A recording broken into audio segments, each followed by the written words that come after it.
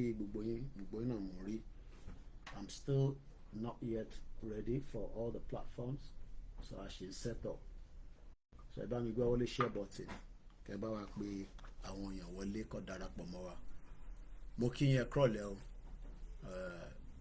It is the last man standing. Òun náà ni ó wọlé dé. Aago 7:30 ní lọ́dọ̀ tiwa ní London tí a ń pè ní United Kingdom. Nínú United Kingdom ni ó máa yọ England kúrò nínú ẹ̀, because many people kò máa ń gbọ́ wọ́n wà ní London, kò dẹ́n ṣe London nìkan ló wà. London wà lábẹ́ England ni, ọ̀tọ̀ làwọn tó wà ní Scotland. So depending on, kò dẹ́n ṣe gbogbo ọmọ Yorùbá ló ń gbé nínú London. Àwọn kan ń gbé ní Newcastle tó dẹ̀ ń ṣe dáadáa, àwọn kan ń gbé ní Leicester, àwọn kan ń gbé ní Manchester, àwọn kan ń gbé ní Leeds. But London ló popular nítorí pé ibẹ̀ ni population Yorùbá pọ̀ sí, but àwọn èèyàn ti move out of London, wọ́n ti lọ sí other places as well. So why are we not getting signal here? So kò ń ṣe London nìkan ni ó wà mọ́ nísìn, just in case. So mo kí wa o pé ẹ kúrọ̀lẹ́, good evening, mo kí Àròlé Odùduwà, mo kí Mass B, mo rí ẹ̀ ń bẹ̀, báwo ni weekend, ṣàlàáfíà ló wà, ìyàwó àtọmọ ń kọ́ ń bẹ̀, àwọn onílẹ̀ wà wà pẹ̀lú gbogbo wa, a ní ṣe lásán. Ó ń ṣọmọ lókù, bẹ́ẹ̀ ni bàbá Akíntóyè ti sọ fún gbogbo wọn pé kò sí ọ̀nà àbáyọ, Yorùbá máa lọ, a dẹ̀ máa lọ náà ni. Mo kí gbogbo yín, Láńre Lámínà mo kí yín. So while I'm setting up, mo ṣe ń kí yín, tí bá ti set up tán a máa ṣe anthem wa àwọnú ètò. Mo kí Mr. Adéwùnmí Taofik Akínládé Akíndiméjì. Tàbá ní kẹ́ share program, kò ń ṣe pé fún revenue collection, torí pé ẹni ẹ fẹ́ gba Yorùbá nation, a fẹ́ gba Yorùbá nation, àwọn wo ló máa lọ bá wa gbà? Gbogbo wa iná ni, torí ọ̀tọ̀lẹ́ni tó máa jókòó tó fi wá sọ̀rọ̀. Mo ṣe jẹun tán ni mo ní strength. Mo kí ìyàwó Pastor Ajayi tí wọ́n ṣe 70. Mo kí gbogbo yín tí ọjọ́ ìbí yín bọ́ sí inú oṣù yìí. Mo kí Alájà Bangbala. Mo kí gbogbo yín tí ẹ pé month of March nìyí.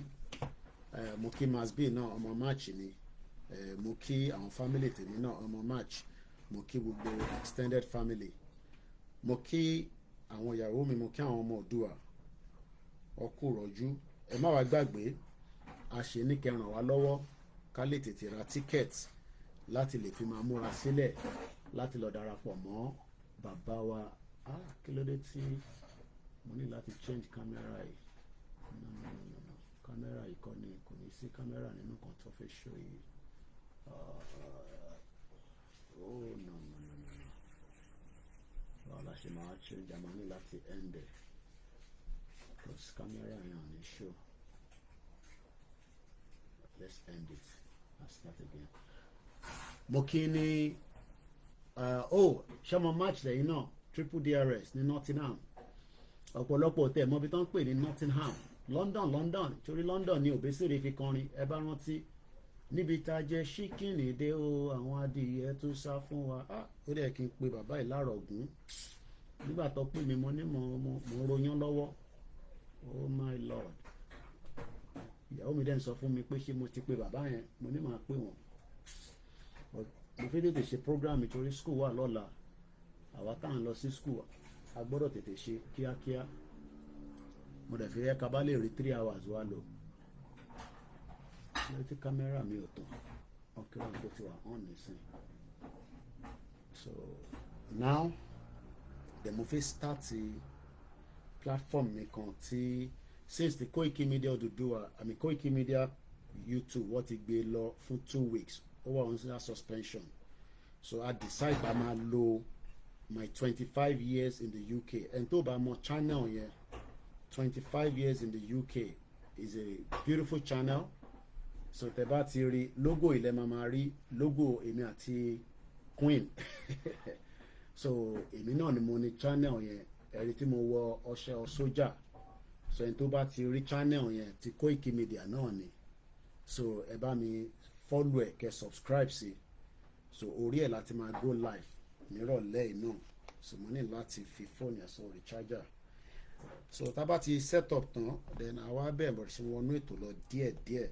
So while we are doing that, ẹ jẹ́ kí n play intro mi, so by the time tí intro mi máa fi ready, màá ti ṣetán láti go live. Wọ́n dẹ̀ ti àwọn director mi dẹ̀ ti wọ́n mi pé kí n careful torí channel ilé and build it for a purpose ni. Ẹ bá rántí pé mo sọ fún gbogbo wa pé channel kan wà tí mo fẹ́ target àwọn tó ń ṣe Yorùbá, so in case tí mo bá ṣe pé púpọ̀ lálẹ́ yìí torí pé à ń lo channel yìí ni, so torí èpè ló tọ́ sáwọn olóṣèlú yẹn, àwọn jẹgúrú jẹrá, àwọn tí ayé wọn ti bàjẹ́ tó fi báyé wa jẹ́.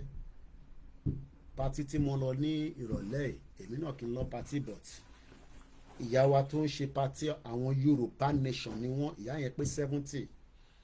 Wọ́n dẹ̀ tún rán mi létí, sister Elaine tó wá pè mí láàárọ̀ yìí pé ṣé mo ò gbàgbé pé àwọn ọmọ mi máa ṣe pátí. Mo ní tó bá jẹ́ pé àwọn tó ń ṣe Yorùbá nation ni, mo dẹ̀ débẹ̀ mo bá àwọn tó jẹ́ pé Yorùbá nation to the core, àjùwọ́ síra wa. Àdúpẹ́ fọlọ́run, àwọn tó tẹ̀ ní àmì iṣẹ́ ara iṣẹ́ kan náà nìyẹn. Torí ẹ bá rò pé akọ̀jókòó tí a wà London tá àmì iṣẹ́, tó bá yẹ pé mo lọ ń ṣe yẹn every weekend, ó lè ti máa gbà wọlé.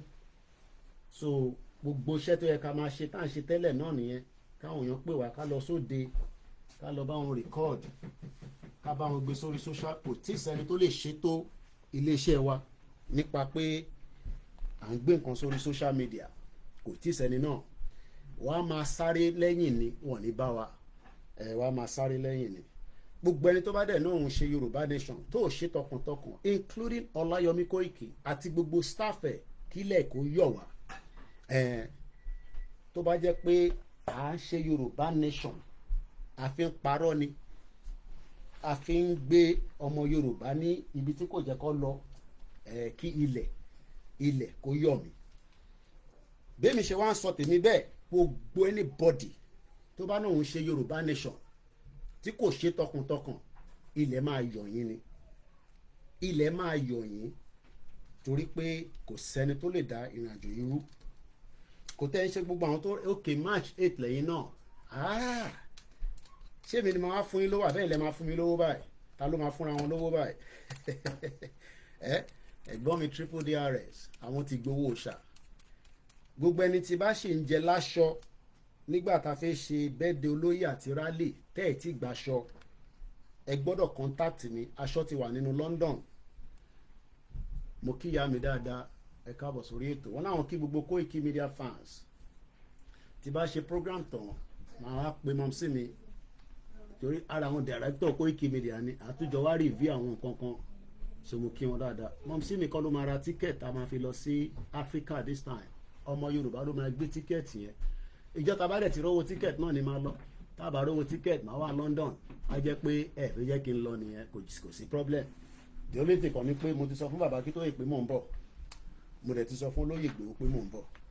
So tá a bá ti rówó ticket, à lọ sí Africa. Tá a bá ti rówó ticket, à jókòó sílé. Bàbá mi Kẹ́hìndé Òsínì mo kí yín. So ẹ máa settle down. Èmi náà ti jẹ pounded yam, mo dẹ̀ ti fọwọ́ mi, mo ti wọ̀ okay, mo ní strength. Ẹ̀yin náà ẹ wá nǹkankan kẹ́ fi sẹ́nu, kájọ ṣe Sunday broadcast yìí. Ẹ̀yin tẹ́ wà Nàìjíríà, nílẹ̀ Yorùbá, ọba Elédùmarè á bá wa pẹ̀lú yín. Mo mọ̀ pé owó internet data ó wà expensive gan, but kò sí nǹkan tá a lè ṣe sí. I wish I can do something around it, but I can't. But Ọlọ́run á jẹ́ kí gbogbo ẹ̀ kó yá ní kíákíá. Kò ní pẹ́ mọ́, kò ní pẹ́ mọ́. Ìsọjí máa dé, kò ní pẹ́ mọ́. So ẹ jẹ́ ká gbé lọ báyìí láti bí báyìí. Ẹ jẹ́ ká bẹ̀rẹ̀ láti báyìí. Ẹ jẹ́ ká bẹ̀rẹ̀ láti báyìí. Mo kí gbogbo family mi, ọkọ àmúmọ́ra, happy Sunday. Mọ̀mísí mi náà ń kí gbogbo yín lórí platform. Ẹni tó fún wa lówó rí, bí akẹ́wò pé wàhálà tọmọ yín náà ń ṣe, ẹja fún lówó, ẹ fún wa ní náírà. Tẹ bá fẹ́ fún mi ní sefa àti ní account a lè fi gba sefa. Tẹ bá fẹ́ fún mi ní Binance, bẹ́ẹ̀ bá wá lówó kankan ẹ máa fàdúrà ràn wá lọ́wọ́ pé àwọn tó gbé Yorùbá nation dání ní tòótọ́ kọ́nà kó dúró tì wọ́n, àwọn tó gbé dání tó ń ṣe báyìí tó ń ṣekúṣẹyẹ tó yẹ pé nínú ilé wọn lẹ́yìn wọn náà ń ṣe Yorùbá nation níta ọ̀tọ̀ nìkan tó ń ṣe lẹ́yìn, kí ilẹ̀ kó yọ̀ wọ́n. Àtèmi náà Ọláyọmí Kóìkì, ilẹ̀ kó yọ̀ wá, ká má délẹ̀ lérí, torí pé àwọn tí wọ́n ń ṣe tẹ́yìn rò pé gbogbo alájọ́ ń ṣe, gbogbo akọ́lájọ́ ń ṣe Yorùbá nation náà, ó bẹ́tà kíyàn má ṣe rárá dàn kíyàn fi parọ́. So mo kí gbogbo alẹ́ nǹkan sí olóyè Ìgbòho ṣá, mẹ́sẹ̀gì tá a máa fún yín lálẹ́ ó wá látọ̀dọ̀ bàbá wa kan, olúkálukú ló máa ń ríran, gbogbo yín náà ẹ ti rí àwọn ọ́díò yẹn, a máa gbọ́ ọ́díò yẹn. Bọ́ká tó máa tẹ̀síwájú, ẹ jẹ́ ká kọ́kọ́ bẹ̀rẹ̀ báyìí pẹ̀lú àṣẹ Elédùmarè pé a tún wọnú ètò lọ kọ́lọ́run Elédùmarè gbogbo tá a tún máa sọ lálẹ́ yìí kó wọ inú etí yín, kó wọnú etí ọmọ Yorùbá tó ń bẹ nílé àti tó ń bẹ níta. A ti wà nínú problem, kọ́lọ́run kó yọ wá nínú problem yẹn. Koikimedia, we bringing the world closer to your doorstep.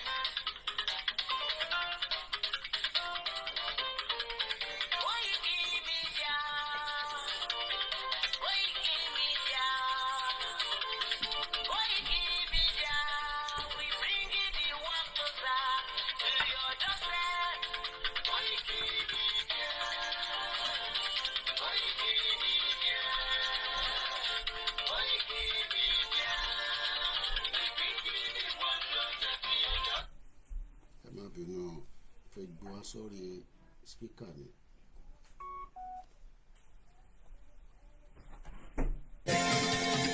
Àwọn sẹ́lẹ̀rà àgbà yìí dá, àwa ló lásà àti èdè. Ìgbéde lárugẹ nílẹ̀ ojú àwọn, àwa gangan ni bàbá. Koikimedia, Koikimedia, Koikimedia, ìbíkíni wọ́n lọ sí ọjọ́ tẹ́.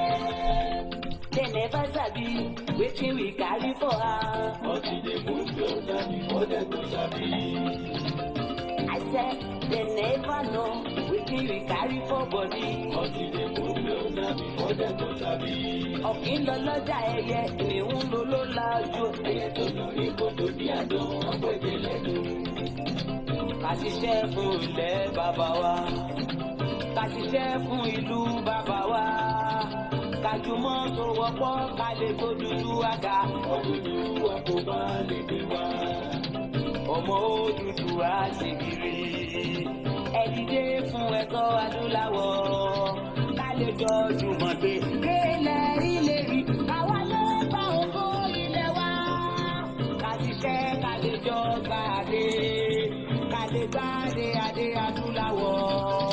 Àwa ni mọ̀jẹ̀ tí ìlú tàn káàkiri. Koikimedia, àwa là ń gbé tó lárugẹ.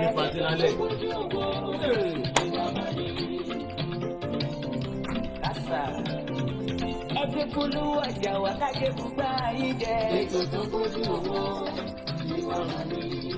À ń gbé tó lárugẹ, à ń gbàgbà lárugẹ. Ètò tó kójú owó ni wọ́n máa ní. News and sports, ẹ máa rí gbọ́.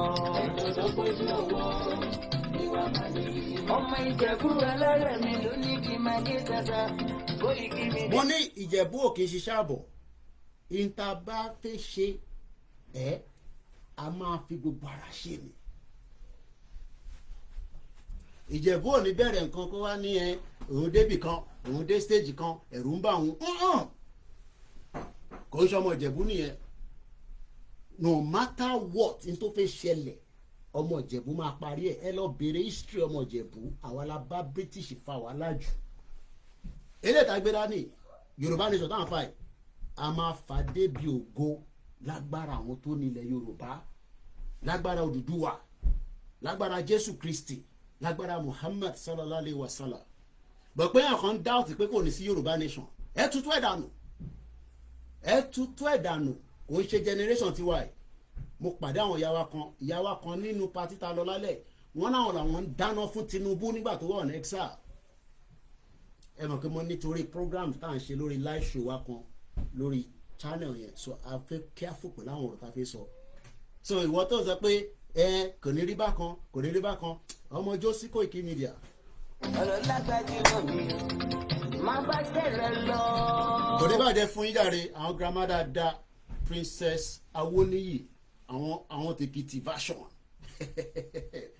Àwọn èèyàn ti dúró fún ìsọjí, wọ́n ti ní Koiki má fi gbogbo ẹnu sọ̀rọ̀ mọ́, wọ́n ti kọ́ àwọn oríṣiríṣi àwọn agent, wọ́n ti wà lórí platform ẹ, wọ́n fi mọ bó ṣe ń lọ. So àtúmọ̀ máa lo oríṣiríṣi code. Ìsọjí máa dé, ìsọjí hallelujah hallelujah hallelujah, ó ti yé yín. Mo kí ẹ̀yin ti Badagry, mo kí gbogbo ọmọ Yorùbá, mo ní ẹ lọ fọkàn balẹ̀, ẹni journalist tó dúró dáadáa, tó dúró, kò sí nǹkan tó ń bọ̀ tẹ́mi yóò lè gbé, kò sí nǹkan kan náà tó ń bọ̀, kò sí ẹ̀rù kankan tó lè bà wá, àfi tá a bá ní Ọlọ́run bá lókè, ta la fẹ́ bẹ̀rù? No, ta la fẹ́ bẹ̀rù? Àwọn tó ń dáná fún President Tinubu nígbà tó wà ọ̀nà exile, mo pàdé ìyá yẹn, mo rí ìyá yẹn sójú lálẹ́ àbí lọ́sàn-án yìí. Àwọn lọ súnmọ́ mi pé Koiki kọ́ ni ẹ̀ mo níbẹ̀ ni, wọ́n ní Yorùbá nation, mo ní no going back. Àwọn ni wọ́n ń dáná fáwọn Tinubu nígbà tó wà ọ̀nà exile. Ìgbà tí wọ́n lọ ń lò lọ yìí, bàbá Akíntóyè ti sọ fún wọn pé ìgbà tí àwa generation yìí náà gbọ́dọ̀ dé, Yorùbá nation, no retreat, no surrender. Gbóhùn sókè. ọmọ Yorùbá nìyẹn, ọmọ Yorùbá tata. Mo kí fashion designer mi, ẹ má worry nípa tamáwẹ̀ tí mo wọ̀. Tẹ bá like irú kan báyìí, ẹ̀yin tẹ wà l'Amẹ́ríkà, tẹ fẹ́ lọ pátì tó dáa, ẹ contact mi kí n fún yín ní ẹni tó ń gbẹ́ tèmi náà sára mi báyìí, tẹ fi ń wò tó ń dán báyìí. Nàìjíríà ló ń pa ògo ọmọ Yorùbá. Ta ni Amani, ta ni Versace, nígbà tá láwọn ọmọ Yorùbá tó bá yẹ pé tó bá ránṣọ fún ẹ tán bá máa béèrè pé ṣé ilẹ̀ Yorùbá náà lẹ́yìn wà yẹn, wọ́n á ní bẹ́ẹ̀ ni. Nàìjíríà ló ń pa ògo mọ́ gbogbo wa lára. Why tó jẹ́ pé nígbà tá bá dé abroad ni ògo wa ṣe ń tàn jáde. Ìlú wèrè, ìlú òfò, ìlú tí a máa kọ́kọ́ jà pẹ̀lẹ́nu wa yìí ká tó lọ sí ìsọjí, kò yẹ. Ìlú tá a máa kọ́kọ́ jà pẹ̀lú ẹnu á jà káàkiri. Ẹni tó bá jẹ́ odi a máa gbọ́ Koiki, wá jí lójú oorun. Mo ní mi ni máa yọ Nàìjíríà kúrò lẹ́mìí. Àwọn tó mọ Tinubu wa tún pàdé wọn lọ́sàn-án yìí. Mo kí olóyè Gbowó ṣá, mo kí bàbá Akíntóyè, gbóhùn sókè. ẹgbẹ́ lẹ́rẹ̀ mi kéyìn ló má fi dìbò ọbẹ̀ mọ́lẹ̀. Ìyàwó mi náà mu gàrí lóru àná, ẹ̀ máa ní Koiki ó tún wá fi yẹn sílẹ̀. Mo ní ṣé wọ̀ mọ̀ pé nígbà tó ti fẹ́ Ìjẹ̀bú ló lè jí lóru kó mu gàrí. Onígbà tóun jí tébi pa òun kò mọ tóun máa jẹ, òun á mu gàrí. Mo ní torí ó ti fẹ́ Jẹ̀bú ni ẹ̀jẹ̀ tí wọ́n ràn mọ́ra wọn. Kò sígbà tá a lè mu gàrí. Kò sígbà tá a lè mu gàrí. Ọmọ Ìjẹ̀bú alárẹ̀. Ìyàwó mi á ní ìwọ tó lọ ń sọ lórí social media pé mo mu gàrí nídàájí. Ó jí lóru, ó wá níbi ń pa àwọn wá mu gàrí. Mo ní o ti fẹ́ Jẹ̀bú ni. Mo ní Yorùbá nation tá gbé dání, kò sí ìjà. A máa ṣàlàyé, ó máa gbọ́ dáadáa sétí ẹ. Ṣẹ̀dáyìn tí ẹ wà ní diaspora, ten disagree. Ìyàwó kan, àbúrò ẹni tó ń ṣe party, wọ́n ní Koiki fún mi ní 5, mo ní kí ló ṣẹlẹ̀? Wọ́n ní ìgbà táwọn sọ fáwọn èèyàn kan máa dìbò, wọ́n ní pé shut up, ìbẹ́yìn náà máa ń gbọ́ Koiki àti Igboho, ẹ̀yin Yorùbá nation. Wọ́n náà ti ń jèrè ọ̀rọ̀ lára wọn báyìí. Mo ní àìtí ìjèrè ọ̀rọ̀, àìtí ìjèrè ọ̀rọ̀. Ẹ ti ń prepare fún 2027 àbí 2023 kí lẹ rí after 2 years of a failed government. Tó bá sọ̀rọ̀ wá máa lé ẹ káàkiri, wọ́n rí terrorist, wọ́n pààyàn ní gbogbo ilẹ̀ Yorùbá. Kò ń ṣe yẹn nìkan, many atrocities ó ń ṣẹlẹ̀ lójoojúmọ́. Àìtí dé àlọ́. ẹ̀yin lọ́mọ onígbò máa ń gbé màdèmàdè ẹ̀yin lọ́mọ onígbò máa wọ̀ igbó máa wọ̀ jájòjì ò gbọ́dọ̀.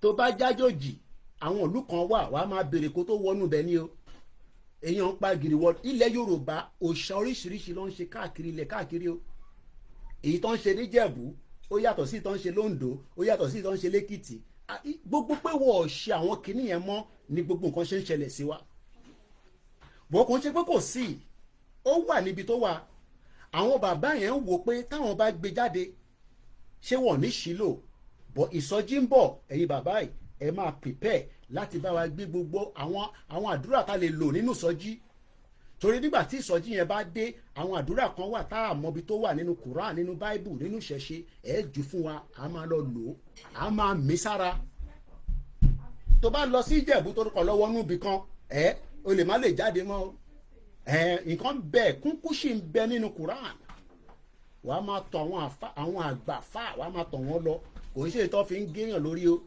bíi tàwọn Ìlọrin kò ń ṣe gbogbo Ìlọrin o torí ìkan tán ni wọ́n ní alápàtà ló máa ń ṣáyàn ni àwọn alápàtà àwọn ọmọ ló fi jẹun yẹn dòdò ẹran ìrẹsì ó tún gbé supermalt mọ́ bó ṣe bílẹ̀ ayé ṣe láti rí nìyẹn àní afẹ́ dolówó púpọ̀ àní káráyé gbé nílẹ̀ Yorùbá àná àfẹ́rí structure àní Nàìjíríà kò work Nàìjíríà work lẹ́yìn jókòó sí London ẹ̀yin ò ṣe padà lọ sílé ní Nàìjíríà bá ń work lẹ́ jókòó sí UK Nàìjíríà ń work lẹ́ jókòó sí America Nàìjíríà ń work ẹ jókòó sí Canada Nàìjíríà ń work ó jókòó sí Libya ó mọ̀ pé wọ́n tó wà ní Libya òun ṣoríire jẹun tó wà Nàìjíríà lọ torí oráyè kọ́lé èèyàn ń gbé ní Libya ìlú tó kò sí government ní Libya for the last how many years wọ́n dẹ̀ ń rí owó send lọ sílé wọ́n dẹ̀ fi ń ṣe nǹkan dáadáa a ní Nàìjíríà kì í ṣe country mo kí yín ẹ káàbọ̀ sórí ètò ẹ bá mi gbọ́ wọlé share button mo bẹ̀yìn torí Ọlọ́run Pastor mo kí yín Ọlákúnlé tèmi gangan èèyàn ti Ọlákúnlé ní Mr Koiki òun máa bá wọn jà ní bọ́dà mo ní ẹ má tí báyàn kankan jà ó ní wọ́n yọ òun lẹ́nu ìsọjí ń bọ̀ ìsọjí olóyin ẹ mọ̀ pé Pastor Òjó ṣe parí tí wọ́n ní sẹ́wọ̀n ṣé wọ́n ti parí ẹ̀ mama ṣé Pastor Òjó ti parí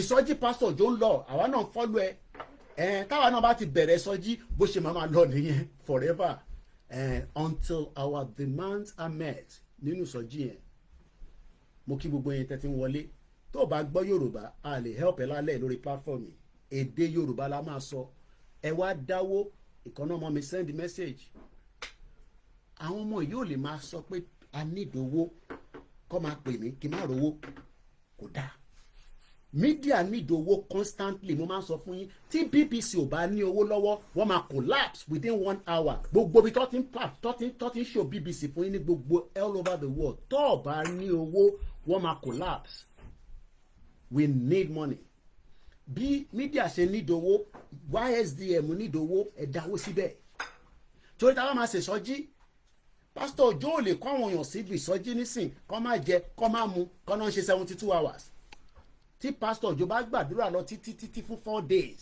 táwọn ò jẹun ṣé gbogbo ọmọ ìjọ tó wà níbẹ̀ náà ni kò ní jẹun wọ́n gbọ́dọ̀ feed wọn ẹ dáwó ẹ̀yin tẹ́ ń restrict ẹ̀ fi dáwó ẹ dáwó Yorùbá nation yìí nídòwó àwọn olóṣèlú tuntun prepare àwọn kò sí tó kan olóṣèlú wọn lówó lọ́wọ́ owó tó ti jí iṣẹ́ wa fúnlẹ̀ wa forílẹ̀ ibi wa kàgbéga falẹ̀rí ìgbàgbọ́ wa ni pé bá ti bẹ̀rù làbọ̀ mọ́ ká ṣiṣẹ́ ká jọlá ìṣọ̀kan àtòmìnira ní kẹjẹ ká máa lépa ìtẹ̀síwájú fọ́pọ̀ ire àtòhun tó dára ọmọ Oòduà dìde bọ́ sípò ẹ̀tọ́ rẹ ìwọ ni ìmọ́lẹ̀ ògo adúláwọ̀. Mimic Dash Mayor ó ní happy Sunday to everyone mo kí gbogbo ẹ̀yin èèyàn wa mo kí yín o mo fi kíkí Ramadan mo fi kí yín bẹ́ẹ̀ ṣe ń ṣe àánú fún Ramadan ẹ ṣàánú fún iléeṣẹ́ yìí náà bẹ́ẹ̀ ṣe ń ṣe Ramadan ẹ máa rántí pé ilẹ̀ Yorùbá náà need assistance fún ìsọjí tó ń bọ̀, ẹ dáwó sí YSDM. Ẹ má jẹ́ kẹ́ni kankan sọ fún yín pé Yorùbá nation àwọn ọmọbi tó ń fowó ṣe, a máa dá owó ni. Nígbà tẹ́mi délùú yìí ní 1998 èmi ò dá mọ́ nísìnyí o fún Labour Party, a dáwó ṣégè síbẹ̀ every month monthly. In tó bá ti nífẹ̀ẹ́ pé o fẹ́ ṣe ẹlòmíì níbi tó ń da sí, but ẹ gbọ́dọ̀ ẹni tó bá wà involved nínú Yorùbá nation tẹ wá restrict bẹ́ẹ̀ fẹ́ dáwó, then help movement yìí, because this is a movement tó need the constant cash. Ìsọjí ń bọ̀, ìsọjí tó máa dùn. Bàbá ti sọ̀rọ̀ lánàá, ìsọjí tó ń bọ̀ ó máa dé bá gbogbo aláyọ̀ àtàlàáfíà. How long the ìsọjí yẹn máa take? Èmi ò mọ̀. Ó dà pé ti Pastor Òjó bí ṣe sọ, ó dà pé 72 hours ni, tí wàá lè extend jù bẹ́ẹ̀ lọ. Wọ́n ti parí. Irú èní ló máa parí àbí àárọ̀ ọ̀la ló máa parí. Wọ́n ti bẹ̀rẹ̀ láti ibi àjọ Thursday àbí Friday ló ti bẹ̀rẹ̀. Friday 72 hours. So táwọn bá ń ṣe 72 hours ó yẹ káwa lè multiply tiwa by 10 or 20. Mo kí gbogbo wa. Àjòjì tó bá wọ bẹ́ẹ̀ á bẹ̀rẹ̀ ní bọ́ra. Ẹ̀yin ló máa náwó òyìnbó tó dé. Ìran Yorùbá ti náwó kóyìnbó tó dé. Àwa dẹni tí everybody wan struggle nílẹ̀ Yorùbá. Ilẹ̀ mélòó làwọn òyìnbó yìí ní? Kí ni resources wọn? Wọn ní anything. Britain jalè káàkiri gbogbo àgbáyé ni. Tẹ́ bá ń gbọ́ bàbá olè tó jù láyé, Britain ni number 1. Tó bá mọ̀ kó lọ gbọ́ lédè. Tó bá ń gbọ́ jìbìtì olè. I am not talking about their citizens. I am talking about ìjọba wọn láti ìgbà káyáráyé ti dáyé tó ti ń tán àwọn ìṣèjọba. Olè tó tó wọn láyé yóò sì. Ìyẹn Britain. Jìbìtì olè. Àwọn jalè, wọ́n jalè ẹrú. Tó bá tí wọ́n bá wá múyàn wá nísìn, wá ní òun ṣe slave trade. Tó bá ń gbọ́ jìbìtì olè, Britain ni number 1. Olè tó tó wọn láyé yóò sì. Jàgùdà tó tó wọn láyé yóò sì. Wọ́n wá jalè yẹn títí wọ́n fi ba ayé tiwa jẹ́. Àwa la máa wá reverse pé no, èyí tẹ́ ṣe ti tó. Èyí tẹ́ ṣe ó ti tó. Kò mú ìjà dání, ìsọjí ni àbí ká lọ sí UN ká lọ yanjú ọ̀rọ̀ tó wà nílẹ̀. Ká tó tẹ̀síwájú, mò ń gbọ́ fínrin nínú àwọn group. Gbogbo ẹ̀yin tẹ́ wà nínú àwọn group yẹn, àwọn tó bá ti ń sọ̀rọ̀ fínrin ká lọ ṣe Yorùbá nation, ká wá lọ sọ di politics. They are 419. It does not matter how close you are to me. Bàbá olè nìyí, jìbìtì nìyí. Kí Yorùbá nation lọ convert, ká lọ ṣe politics, ká wá di governor, ká wá ṣe máa fight Yorùbá nation. Olè ní gbogbo yín, olè.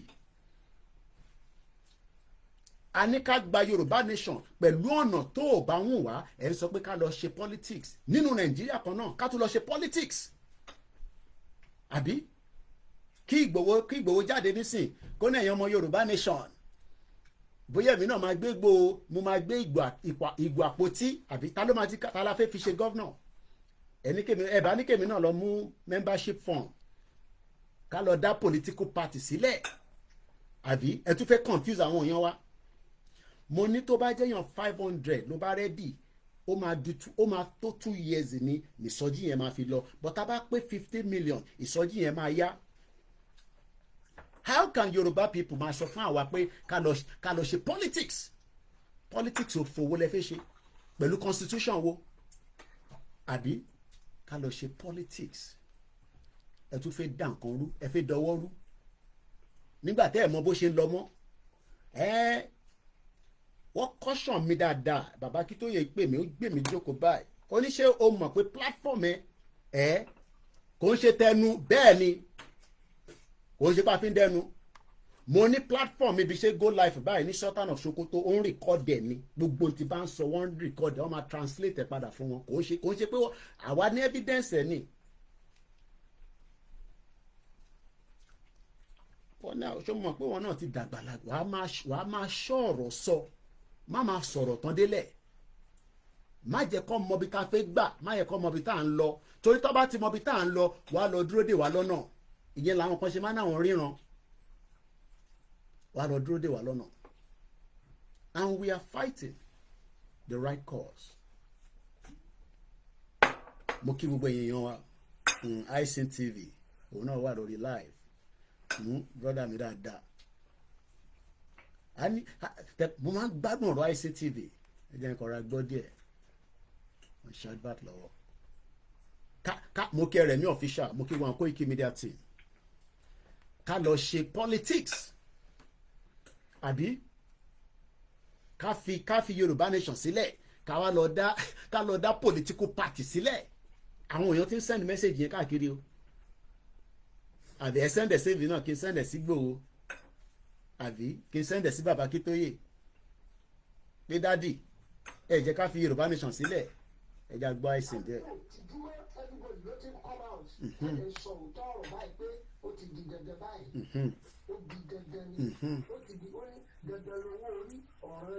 ẹ jẹ́ gbọ́ brọ́dà mi díẹ̀ mo máa ń gbádùn ẹ̀ bẹ́ẹ̀ ni. ẹgbẹ́ sáré kẹ ilé ìtura létí náà torí pé àkọ́kọ́ lélẹ̀ yìí àtúbọ̀ sí lọ́gbà tú ẹ̀ torí pé ìlú wọn fẹ́ káwọn èèyàn wa kẹ́gbọ́ ìkẹ́kọ̀ọ́ wọn fẹ́ bí ẹnu máa wà pín. ẹ máa pín ẹ máa share rẹ̀. tó bá rìn ọ̀pọ̀lọpọ̀ àwọn oníṣòwò tó bá wò ó gbọ́. wàá lè gbọ́ mo kí Mr. Fẹ́mi Ọlá Fatai Mọ́tájò mo kí yín. Ẹnu Ìgbòho kọ́ ló ní gbogbo alájọ ní Yorùbá nation ilẹ̀ Yorùbá gbọ́dọ̀ bàjẹ́. mo mọ ibi tó fẹ́ life lòun náà wà lọ́dà mi dáadáa. àgbáláyé.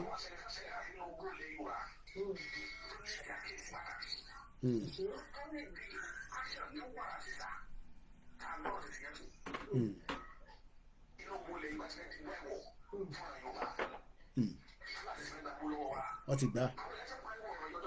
ok.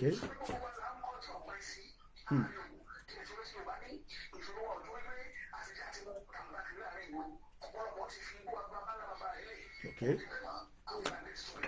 ok. ok. ok. tó ṣe kékeré. àwọn àgbà òfin àwọn àgbà burúkú àgbà owó.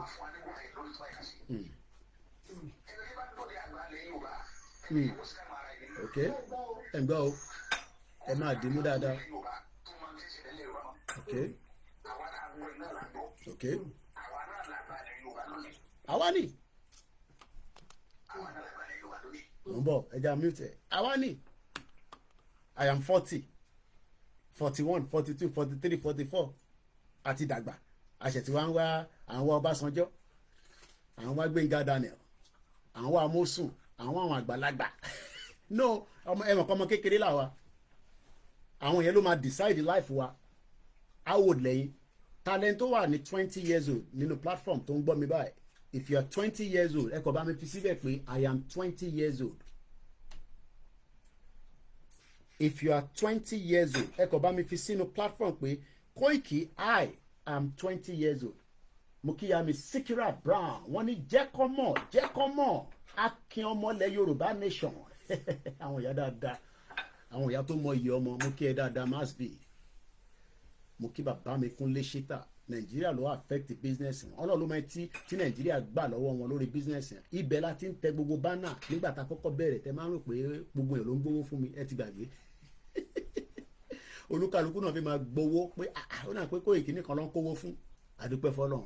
mo ní láti ọ̀dọ̀ iléeṣẹ́ tèmi mi Ọláyọmí Koiki pẹ̀lú gbogbo àwọn ọmọ tó ń bá mi ṣiṣẹ́ ẹni tó bá dalẹ̀ Yorùbá nation láàrin gbogbo wa àtẹ̀mí ọ̀gá wọn kí ilẹ̀ kó mú wa kó yọ̀ wá bí ṣe wá ń sọ tọ̀dọ̀ tèmi gbogbo bí tí wọ́n bá ti náà sọ̀rọ̀ Yorùbá nation tó bá jẹ́ pé ò ṣe tọkàntọkàn ò ń ṣe tójú ayé ilẹ̀ máa yọ̀wọ́ náà èpè la máa fi dé nísìn ilẹ̀ máa yọ̀ ẹ́ no matter how long it takes ilẹ̀ máa yọ̀ ẹ́ torí a lè máa ṣe wàhálà kẹ́yìn kan fẹ́ fà sẹ́yìn ká wá lọ ṣe politics ẹ jẹ́ àfi brọ́dà mi sílẹ̀ àìsàn kó máa bá tiẹ̀ lọ ká lọ ṣe politics so nísìnyẹn máa pè ní àbí ó yá Koiki bá wa pè Ìgbòho ẹ lọ rẹ ẹ lọ so káwa lọ establish a political party nínú country ta sọ pé kò work so make sense mo kí ẹni gbogbo ìsàlẹ̀ kó mọ́mí land mo gbogbo vi Yẹmí Fátókì ọwọ́ ẹ̀ ló wà ìyà ọjà àwọn eléyìí inú ọlá ló ń gbé nínú ilẹ̀ Yorùbá but ó ń wo pé ìyà ọjà òun bọ̀ ìyà ń jẹ àwọn tó wà láyìíká àwọn àbí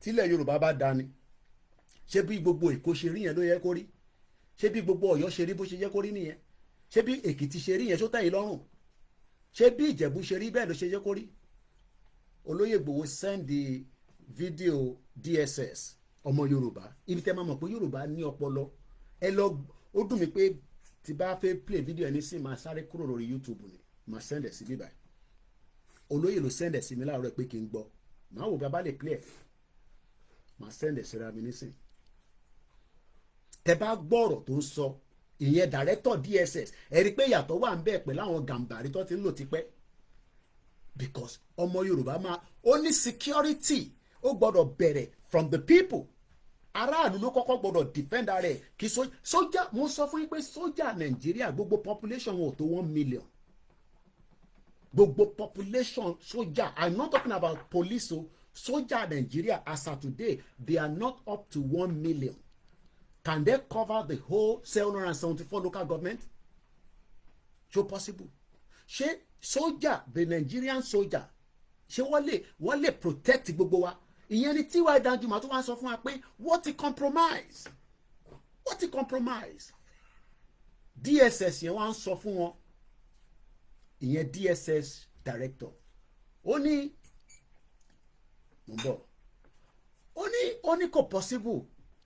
Ṣebí yẹn ni Ìgbòho fẹ́ ṣe tí wọ́n lè wọnú exile so that means pé all along wọ́n mọ̀ òtítọ́ but àwọn Fúlàní tó wà níbẹ̀ ìyẹn la ṣe ń sọ fáwọn tí wọ́n ń sọ pé Tinubu tí Tinubu bá fi structure yẹn sílẹ̀ ṣé DSS director ọmọ Yorùbá yẹn ṣì máa wà níbẹ̀ wọ́n máa kick it out they will kick him out because wọ́n mọ̀ pé structure tí Tinubu bá fi síbẹ̀ tó máa work wọ́n máa dáwọ́rú mo kí wà látọ̀ lórí ẹbí mo kí gbogbo àwọn tí a wà nù Ramadan àti Lent mo kí gbogbo ẹ̀yin èèyàn wa ẹ bá mi gbọ́ wọlé share button àìtẹ́ tí fi topic sí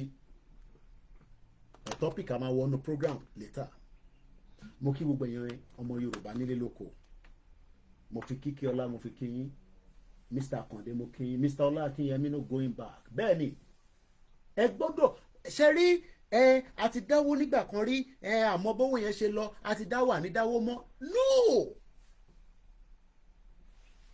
it is a movement it's ongoing okay ṣé gbogbo wọ́kìtọ̀kì tara yẹn láti 4 years ago òun náà la ṣe expect pé kó ṣì wà lọ́wọ́ wa gbogbo àwọn tá kó fún ẹlòmíì àmọ́ tó fi ṣe ẹlòmíì ó jábọ́ fọ́ ṣé láti 4 years equipment ẹ̀yọ kan tẹ̀yìn lò nínú lẹ́yìn kò ní kankan kódà inú náà yàrá àwọn ọmọ ẹ̀ níjẹta wọ́n kàn ń touch mo débẹ̀ mo check ẹ̀ mo rí pé bọ́ọ̀bù yẹn ó ti lọ mo change ẹ̀ kí wọ́n sọ pé bọ́ọ̀bù yẹn a ti ń lò láti 4 years ní change ẹ̀ freedom is a must Mr. Taiwo wọ́n ní freedom kò ń ṣe tíyàn fi ń ṣeré tíyàn fi gbogbo ara ṣe ni mo níṣẹ́ tí èmi Ọláyọmí Kóìkì àtàwọn staff mi mo kó gbogbo wọn tó bá dalẹ̀ Yorùbá kílẹ̀ kó yọ gbogbo wa ọ̀rọ̀ tá gbé dání yan ṣọ̀rọ̀ eré kò ń ṣe mẹ̀kẹ̀mẹ̀kẹ̀ Yorùbá nation ṣe tí yàn kọ́ máa wá ní Yorùbá nation no going back no ẹ máa fi ara ṣe a máa fi àdúrà ṣe àwọn kan ń jagun àdúrà lọ́wọ́ wọn sùn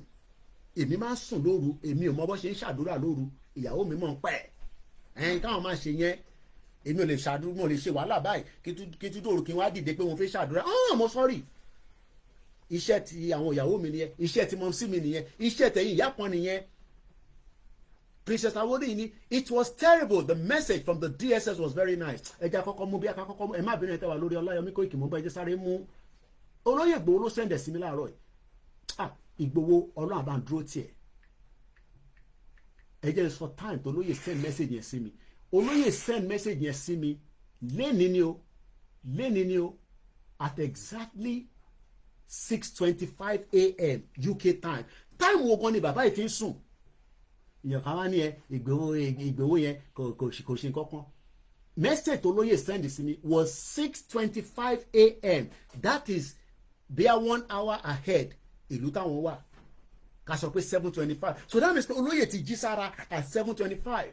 Kò dẹ́ ṣe pé mi ni mo kí wọn. Kò ṣe pé mo send lẹ́yìn ìgbà tó lóye send message yẹn ní exactly 6:25. Èmi náà reply lẹ́sẹ̀kẹsẹ̀ ní 6:25. Mo ní morning sir, happy Sunday. And the next message was, how was your night and family? And I can play the message tí olóyè tí mo fi reply wọn. Tí ẹ̀yin kan bá wá sọ pé Yorùbá nation tẹ́ ń ṣe yẹn àmọ́ tá à ń ṣe ìrọ̀lápá àwọn àmọ́ táwa ń ṣe. Táwọn tó kù ò bá mọ tó ń ṣe lórí ìkànnì yìí àwa ta tẹ̀lé bàbá Akíntóyè. This was the message tí mo fi reply olóyè. That was 6:26 a.m. And the next message mo ní fact after tí mo lọ gbọ́ DSS video yẹn that is 6:37 a.m. After that lolóyè ṣe wá tí wá send the announcement àwọn Biafra pé wọ́n máa ṣe lockdown tó bá jẹ́ ọmọ Yorùbá má gbàbẹ̀ kọjá o torí tó bá mú ẹ mọ́lẹ̀ má pe olóyè Ìgbòho pé kó wá ràn ẹ́ lọ́wọ́. Olóyè ń demand fún 20 billion nísìn ààrẹ ọmọ Yorùbá kankan kó jáde nísìn kó wá bá wa ṣe kí ni ẹja sáré padà sórí YouTube torí àwọn tí wọ́n wà lórí ẹ̀ ẹ má bínú ẹ̀ tẹ́ wà lórí YouTube mo sáré lọ mú mẹ́sẹ̀jì olóyè mo send ẹ̀ sí bíbá ẹni. Ìyá mi Dúpẹ́ Agboola mo kí yín Mr. Fẹ́mi Ọlá. So kí ni olóyè ń ṣe ní 6:25 a.m. ká tẹ̀ sọ pé 7:25 based on ìlú táwọn wà but time ti message olóyè dọ́dọ̀ mi láàárọ̀ yìí was 6:25 a.m. ìyẹn kan wá sọ pé olóyè ò mọ tó ń sọ kò mọ tó ń ṣe so olóyè yẹn nísìnyí ká tí wàá sọ fún pé kó jáde after ta ti ń sọ fáwọn èèyàn pé ọ̀nà àbáyọ kan tó kù ní Yorùbá nation tẹ́yìn ò bá mú ọ̀nà àbáyọ torí pé làákàyè yín kò lè gbé làákàyè yín ò dẹ̀ lè gbé ẹ wá ní ká ṣe lọ join politics ká lọ set up political party mo tẹ̀ gbọ́ kan wọ́n ní political party a lè ṣe lọ́nà mẹ́ta èmi Ọláyọmí Kóìkì tabájọ bẹ̀rẹ̀ movement yìí tẹ bá ti ń sọ̀rọ̀ politics tó bá jẹ́ pé owó tẹ̀ ń fún mi ni ẹ bá mi dá síbò mi owó tẹ̀ ń fún mi yẹn ẹ bá wa dá síbò mi does not matter how close you are to me kàtúnṣe máa sọ̀rọ̀ politics kí olóyè wá jáde káwá kó àwọn èèyàn jọ àwọn tó ti prepare mo ní if it's 500 people ló bá ready nígbà tá a bá máa ṣe sọjí 500 yẹn náà ló máa jáde ó kàn máa take longer tá a máa fi parí ìrìn àjò yẹn ni bọ̀ pé Yorùbá country ò ní wáyé ẹ̀tútù ẹ̀ dànù ìrìn àjò Ọlọ́run ni Ọlọ́run ló ń rìn Ọlọ́run ló ń tò ó kàn ń lu àwa ni ànábì kan ni olóyè Ìgbòho ànábì kan ni bàbá Akíntóyè easy kò ní bàjẹ́ fún ẹ easy dollar brother mi dáadáa ẹ rántí pàjọ jókòó síbí báyìí ni ó wọkọ̀ láti Florida kò sí òun nìkan ló travel wá lábúròdò níjọ́ birthday àwọn tó wá láti Dublin náà wà ó send message sí mi ó ní òun ẹ̀fà rí kí bàbá Akíntóyè wọ glasses rí èmi ò tẹ̀ notice kò wọ glasses nínú event ebi àtòrí pé mo switch program yẹn ó wá ní bàbá Akíntóyè ó ní bàbá yẹn brain ẹ̀ ṣì sharp at 90 years old Mr. Ṣẹ́gun Afọlábí Ṣẹ́gun ni Mr. Ẹ̀míọlá Olúwaṣeun mo kí Káyọ̀dé Mọ̀lá mo kí ìyàwó ẹ̀ mo kí àwọn ọmọ ẹ̀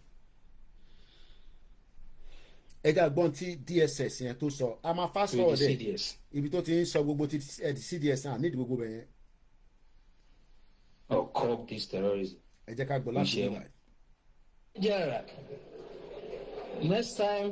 ẹja gbọ́. when you hear tàbá gbọ́ ilé tán ó ní ọ́díò kan tí bàbá wa kan fi ṣọwọ́ sí mi mo kí bàbá mi Idris tẹ́ ẹ̀ bá share program àwọn èèyàn ò lè mọ intan sọ àwọn intan sọ yẹn kò yé wa irọ́ ni ó ti yé everybody báyìí èèyàn kan tẹ̀tí fún wa ní super chat àdèmẹ́ni náà ṣá ẹ jẹ́ n sáré lọ kí ẹni yẹn ẹ fún wa lówó nítorí important ní sẹ́yìn pé mo ti ra omi díẹ̀ lánàá gbogbo yín náà lè rí omi yẹn ò lè tó torí wàhálà tíyàwó mi ṣe nígbà tí mo travel mo kò gbọdọ̀ tún ṣe wàhálà yẹn tí ìbá sí nlé omi tó máa lò tí máa fi dé padà ní oṣù méjì ní oṣù kan ni mo fi lọ lò ní Áfíríkà yìí tí mo lọ ní o ìyàwó mi ti approve ẹ̀ sọ ẹ̀yin ní kẹ́ support èmi kémi tètè lọ tó bá yá ìyàwó mi á ní tàbí wọ̀ fún ẹ lówó ṣùgbọ́n mo sọ fún ẹ òyà jókòó sí London kó wáṣẹ́ kó máa ṣe ìyàwó mi ò tí ì bá mi sọ yẹn o kò tí ó ń ṣiṣẹ́ o máa rò pé ìyàwó mi ò ṣiṣẹ́ ó ń lọ bí iṣẹ́ o bọ̀ pé ó lọ ra omi a máa ṣe wàhálà ìgbé wá sókè mi gbọ́dọ̀ eliminate yẹn kí tó lọ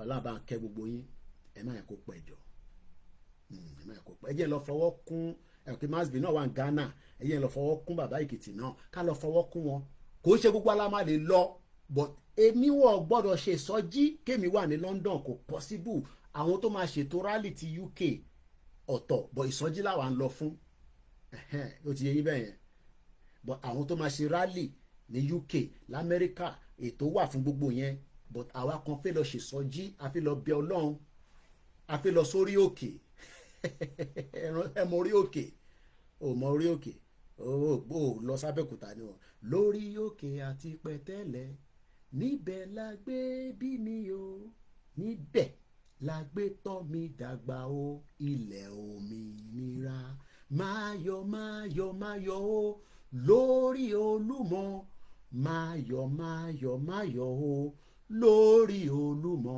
Abẹ́òkúta ìlú Ẹ̀gbá níbẹ̀ principal wa níjọ́ náà lọ́hùn ó lè dá wa dúró fún 1 hour a ní àgẹ́tì bẹ̀rẹ̀ dáadáa ní ibẹ̀ lọ gbé bí wa o níbẹ̀ lọ gbé tọ́ wa dàgbà o Fúlàní wá fẹ́ gbàbẹ̀ mọ́ wa lọ́wọ́ ẹ̀jẹ̀ máa sàn wà láìtàláì sí wọn bí láìláì láhùwà Fúlàní ò tó ń tán pera wọn àwọn ọba wa ló kàn ń ṣe pé wọn ò fẹ́ fún wa ní àṣẹ wàláì tó bá fún aláṣẹ mi wọn lọ train bọ́ ṣe yìnbọn ò tó bẹ́ẹ̀ máa fi ti journalist sílẹ̀ máa gbé pẹ́ẹ̀nì sílẹ̀ máa lọ kọ́ bọ́ ṣe yìnbọn a máa wọnú gbó tẹ̀lé wọn ni àwọn Fúlàní ò tó ń tán pera wọn but àwọn kábíyèsí wa inú ibẹ̀ náà lọ ti ń jẹ àwọn ló ń ṣe wàhálà tí wọ́n fi jẹ́ kí ọ̀rọ̀ terrorism kó kúrò lẹ̀ Yorùbá àfi tá a bá parọ́ fúnra wa gbogbo alámọ̀ yẹn mélòó láwọn olóṣèlú ìsọjí la máa ṣe fáwọn yẹn bọ́ ẹ sọ fáwọn ọba wa pé kí ló ṣẹlẹ̀ kí ló dé what is our offence kí ni offence wa fún yín kí ni crime ká ṣe ṣé ẹ̀ṣẹ̀ ni pé ilẹ̀ tó bí wa sí yẹn ó ti di ó gbọ́dọ̀ di evil mọ́ wa lọ́wọ́ ni wọ́n bí wa sí ilẹ̀ yẹn ẹ̀yin tẹ́ jẹ́ the custodian of the stool ẹ wá ń bẹ̀rù àwọn olóṣèlú ìsọjí la máa ṣe fáwọn yẹn but ẹ̀yin ọba ẹ̀yin kọ́kọ́ fi ohùn síta ẹ̀yin ó fohùn síta kí politician kan wá sọ fún yín pé bẹ́ẹ̀ kọ́ lórí a máa protect the palace yín 24/7 wọ́n bí politician kan dá pẹ̀lú gbogbo àwọn tọ́ọ̀gì wọn kọ́ wá invade ibẹ̀ wàá mọ tán pè lọ́mọ Yorùbá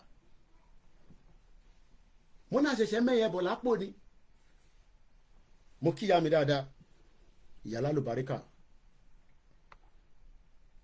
ìyá dáadáa 2021 tí mo kọ́kọ́ fẹ́ lọlé ìjọ Friday tí mo fẹ́ take off ni mo ṣe lọ dágbére fún mọ́mísí mi. Not all parents will let his child to be in the war front.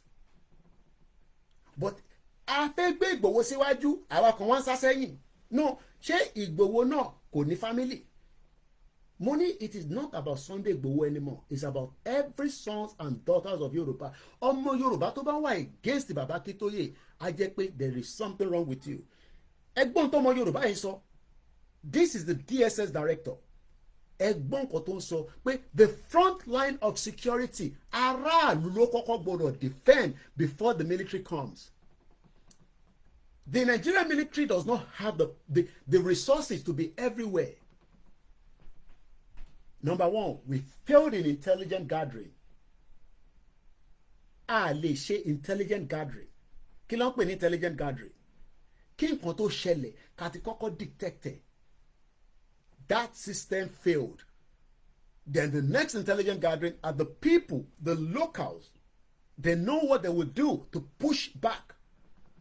But because wọ́n fẹ́ jẹ́ kó rí bẹ́ẹ̀, mo kí àwọn Modúpẹ́ Bello. wọ́n mọ̀ pé no Nigerians will be able to defend themselves and then we will let loose. Buhari ní ká submit gbogbo ìbọn. Imagine Buhari ní gbogbo ìbọn tó wà lọ́wọ́ ọmọ Yorùbá o, ọmọ Igbo, ọmọ Hausa o, ẹ dá padà. And that made them to come in, kó bẹ̀rẹ̀ sí pa wá ní méjì mẹ́ta. Ẹgbọ́n tí arákùnrin yìí sọ, the DSS director, ọmọ Yorùbá ni. Ó ní ọpọlọ. Tẹ́ bá wo brain tẹ́ bá wo fídíò yẹn, ẹ rí pé orí ẹ̀ ìwé ló wà níbẹ̀. Wọ́n mọ̀ títọ́, but the worry is tí Tinubu bá ti parí tenure, this is the first person that will chalk out. But no, you can't be talking like that to Nigerians. O ti ń fún wọn ní too much information. Wàá tún lọ gbé Fúlàní olórí burúkú tó mọ̀ kankan wá, dọ́là wá gbé wá. Àwítán El-Rufai sọ pé Tinubu fake certificate drug baron. Ṣọ́ọ̀ṣọ́ gbẹgbẹgbẹ náà dákẹ́. At least òun tẹ̀ bẹ́tà di Buhari lọ. Ṣèbí òun tẹ̀ rí fake mú jáde. Buhari ò rí certificate fún wa. Ó pass ni, ó fail ni, àmọ́. But ẹ̀yin tẹ̀ ń support wọn, tẹ̀ ń sọ pé tí Tinubu bá lọ, this intelligent man wọ́n máa kọ́kọ́ withdraw ẹ̀ kúrò ní service. Ẹ̀gbọ́n tó sọ. And under a leadership like mine, who has swag in doing the job, Ẹ bára balẹ̀ kẹ́gbọ́n tó sọ. don't underrate us. So when you live here, you can see me, you get your Canadians. Mo kí gbogbo èèyàn wa, ẹ káàbọ̀ sórí ètò. We wanted you to be here, so you couldn't have been in Vancouver. Mo kí bàbá mi Ṣógbùyì. Kò ṣe pé tẹnu bí àtàrọ̀ la ní sìmọ́kọ̀ rẹ̀ akọ̀wọ́nú lé ní gbángá lára àwọn tí wọ́n ní Kóìkì àwọ̀ ní máa kọ́pẹ́ ẹni anything onídòwò agbọ́dọ̀ máa fún ẹni. Gbogbo ẹni tẹ̀ ń ṣe bẹ́ẹ̀ kò ní bàjẹ́ fún yín. Torí iṣẹ́ kan lélẹ́yìí. So mo dúpẹ́ lọ́wọ́ yín o. Mo dẹ̀ expect kọ́lé yín. Gbogbo ẹ̀yin tí ẹ̀ náwó lọ́tún lósì sí gbogbo different platforms kò ní tán bẹ̀ fún yín. Ẹ̀yin ẹ fà wá sílẹ̀.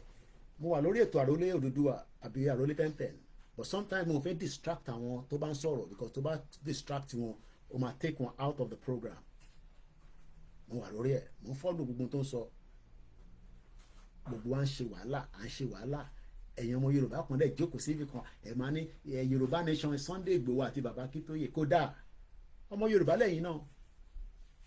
Àwa la ní brain in music Yorùbá ní, in food Yorùbá ní. Ìyá wa kan tẹ̀ sunkún títí ní jẹta sí mi lọ́rùn pé ẹ wo woman kan bí Korea tó ń ṣe ẹ̀gúsí, o ti rí fídíò yẹn, ó ń ṣe ẹ̀gúsí, ó ṣe jollof rice, àwọn bàbá àti ìyá ló wá ń ó rà pé ó máa ń ṣe oúnjẹ ni. Àwa àti wá ń lose everything. Ó ṣe gbogbo oúnjẹ yẹn báyìí, ìyẹn máa béèrè pé níbo lélẹ̀ ti kọ́ oúnjẹ yẹn. Ní ìwà àwa la níwà. Ní ojú pé kọ́ fojú wẹ̀ báyìí, wọ́n lè fojú bẹ́ẹ̀ sọ̀rọ̀. Ojú tó bá fi mọ́mì wa tó ń ṣe 70 bọ́ ṣe wọnú hall tó ń jó bọ̀ ibi tí mo dúró sí, wọ́n dẹ̀ ń fi ojú connect mi pé Kóìkì nìyẹn lẹ́sẹ̀kẹsẹ̀ Yorùbá ló ní gbogbo yẹn lọ́wọ́. Àwa jẹ́ káwọn gàǹbàrí àwọn gàǹbàrí tó mọ bó ṣe ń lọ wọ́n wá bẹ̀rẹ̀ sí ní distort everything, wọ́n bá nǹkan jẹ́ mọ́ wa lọ́wọ́. Àmúlùmálà wọ́n bẹ̀rẹ̀ sí ẹja follow conversation torí a ní ọ̀pọ̀lọpọ̀ nǹkan tá a fẹ́ play fún yín. Lẹ́yìn ilé àwa lọ mú audio kan jáde fún yín. Mo kẹ́yìn tèmi lórí mixlr. Kí ló ń pè ní mixlr? Ní lórí mixlr yẹn ẹ máa gbọ́ mi, ẹ nílé rí mi, ó dàbí rédíò ni, ẹ máa gbọ́ gbogbo tí bá ń sọ. Mo kí gbogbo àwọn ọmọ Oòduà káàkiri gbogbo àgbáyé àtàwọn tó ń bẹ nílẹ̀ Yorùbá tó ń fìyà jẹ yín. We might not agree with everybody. Mo rí sísítà mi Adétún tó ń tara lánàá, tó ń tara burúkú nípa ọmọ kan tó ń nà ní Kòròdú, tó ń tara. Mo wá jókòó báyìí. Mo ní kú iṣẹ́. She's trying her best. But ṣó máa endorse Yorùbá nation? Kò ní endorse Yorùbá nation. But she's trying her best. Problem tó ń try láti fix yẹn kò lè dá fix. Kò ń ṣe tẹnu. Mo ń wá brother mi triple dr ẹ mọ̀ pé yín kàwé. Ṣé holistic ni kí n pe ọ̀rọ̀ yẹn problem tí Nigeria ń face ẹ̀ tá a bá gbé wá sí kékeré ká gba country kólúkálukú máa lọ ó máa difficult láti fix a major problem which is in ti Adétóun try láti fix rectify. Protecting children is one of the biggest priority of this country. What it failed many times. Kimberly was killed. Ṣé mọ̀ pé Kimberly yẹn nílùú yìí nígbà tí wọ́n máa mọ kí ló ṣe taxi driver tó gbé ọmọ kékeré ni tán abuse nílùú yìí ní Aringe níjọ́ náà lọ́hùn Victoria Kimberly àwọn tó bá ń gbé ní UK máa mọ kí kódà torí ẹ̀ wọ́n change òfin lórí ẹ̀ many of the children tó ń jìyà nílẹ̀ Yorùbá lẹ́nu until we come out of Nigeria ẹ rí i pé ẹlòmíì ò ní súnmọ́ ọmọ kékeré èmi ní enhanced DBS enhanced yẹn mi pé mo lè ṣiṣẹ́ pẹ̀lú ọmọdé mo lè ṣiṣẹ́ pẹ̀lú arúgbó mo lè ṣiṣẹ́ pẹ̀lú adult bó kò ń ṣe pé wọ́n kàn máa fún anybody ẹni tí ó bá ní kọ́lọ́fí tó bá ti ní kọ́lọ́fí ò tó bẹ́ẹ̀ ò lè ṣiṣẹ́ pẹ̀lú ọmọ kékeré nílùú yìí gbogbo tá à ń gbé bọ̀ nílẹ̀ Yorùbá nìyẹn there will be enhanced check on each one of us kò sẹ́ni náà ó kò lè pa gidi kó náà fẹ́ bá ọmọ kékeré ṣiṣẹ́ nílùú yìí enhanced DBS lèmi ní èmi Ọláyọmí Kóìkì mo ní nílùú yìí kò ń ṣe gbogbo èèyàn ló lè ní torí pé àwọn tó bá ti ní area bẹ́ẹ̀ pé ó ti mọ̀ pé ó ti ṣàwọn offence kan I have lived here for 25 years that's why mo lè boast anytime kò sẹ́ni tó lè jáde ní UK tó point pé ó lè ní bọ̀bọ̀ tó lọ yẹn láti jọ́ta ti bẹ̀rẹ̀ ẹni kan jáde kan sọ pé ó lè ní bọ̀bọ̀ Kóìkì tó sọ̀rọ̀ yẹn lórí social media wọ́n lè sọ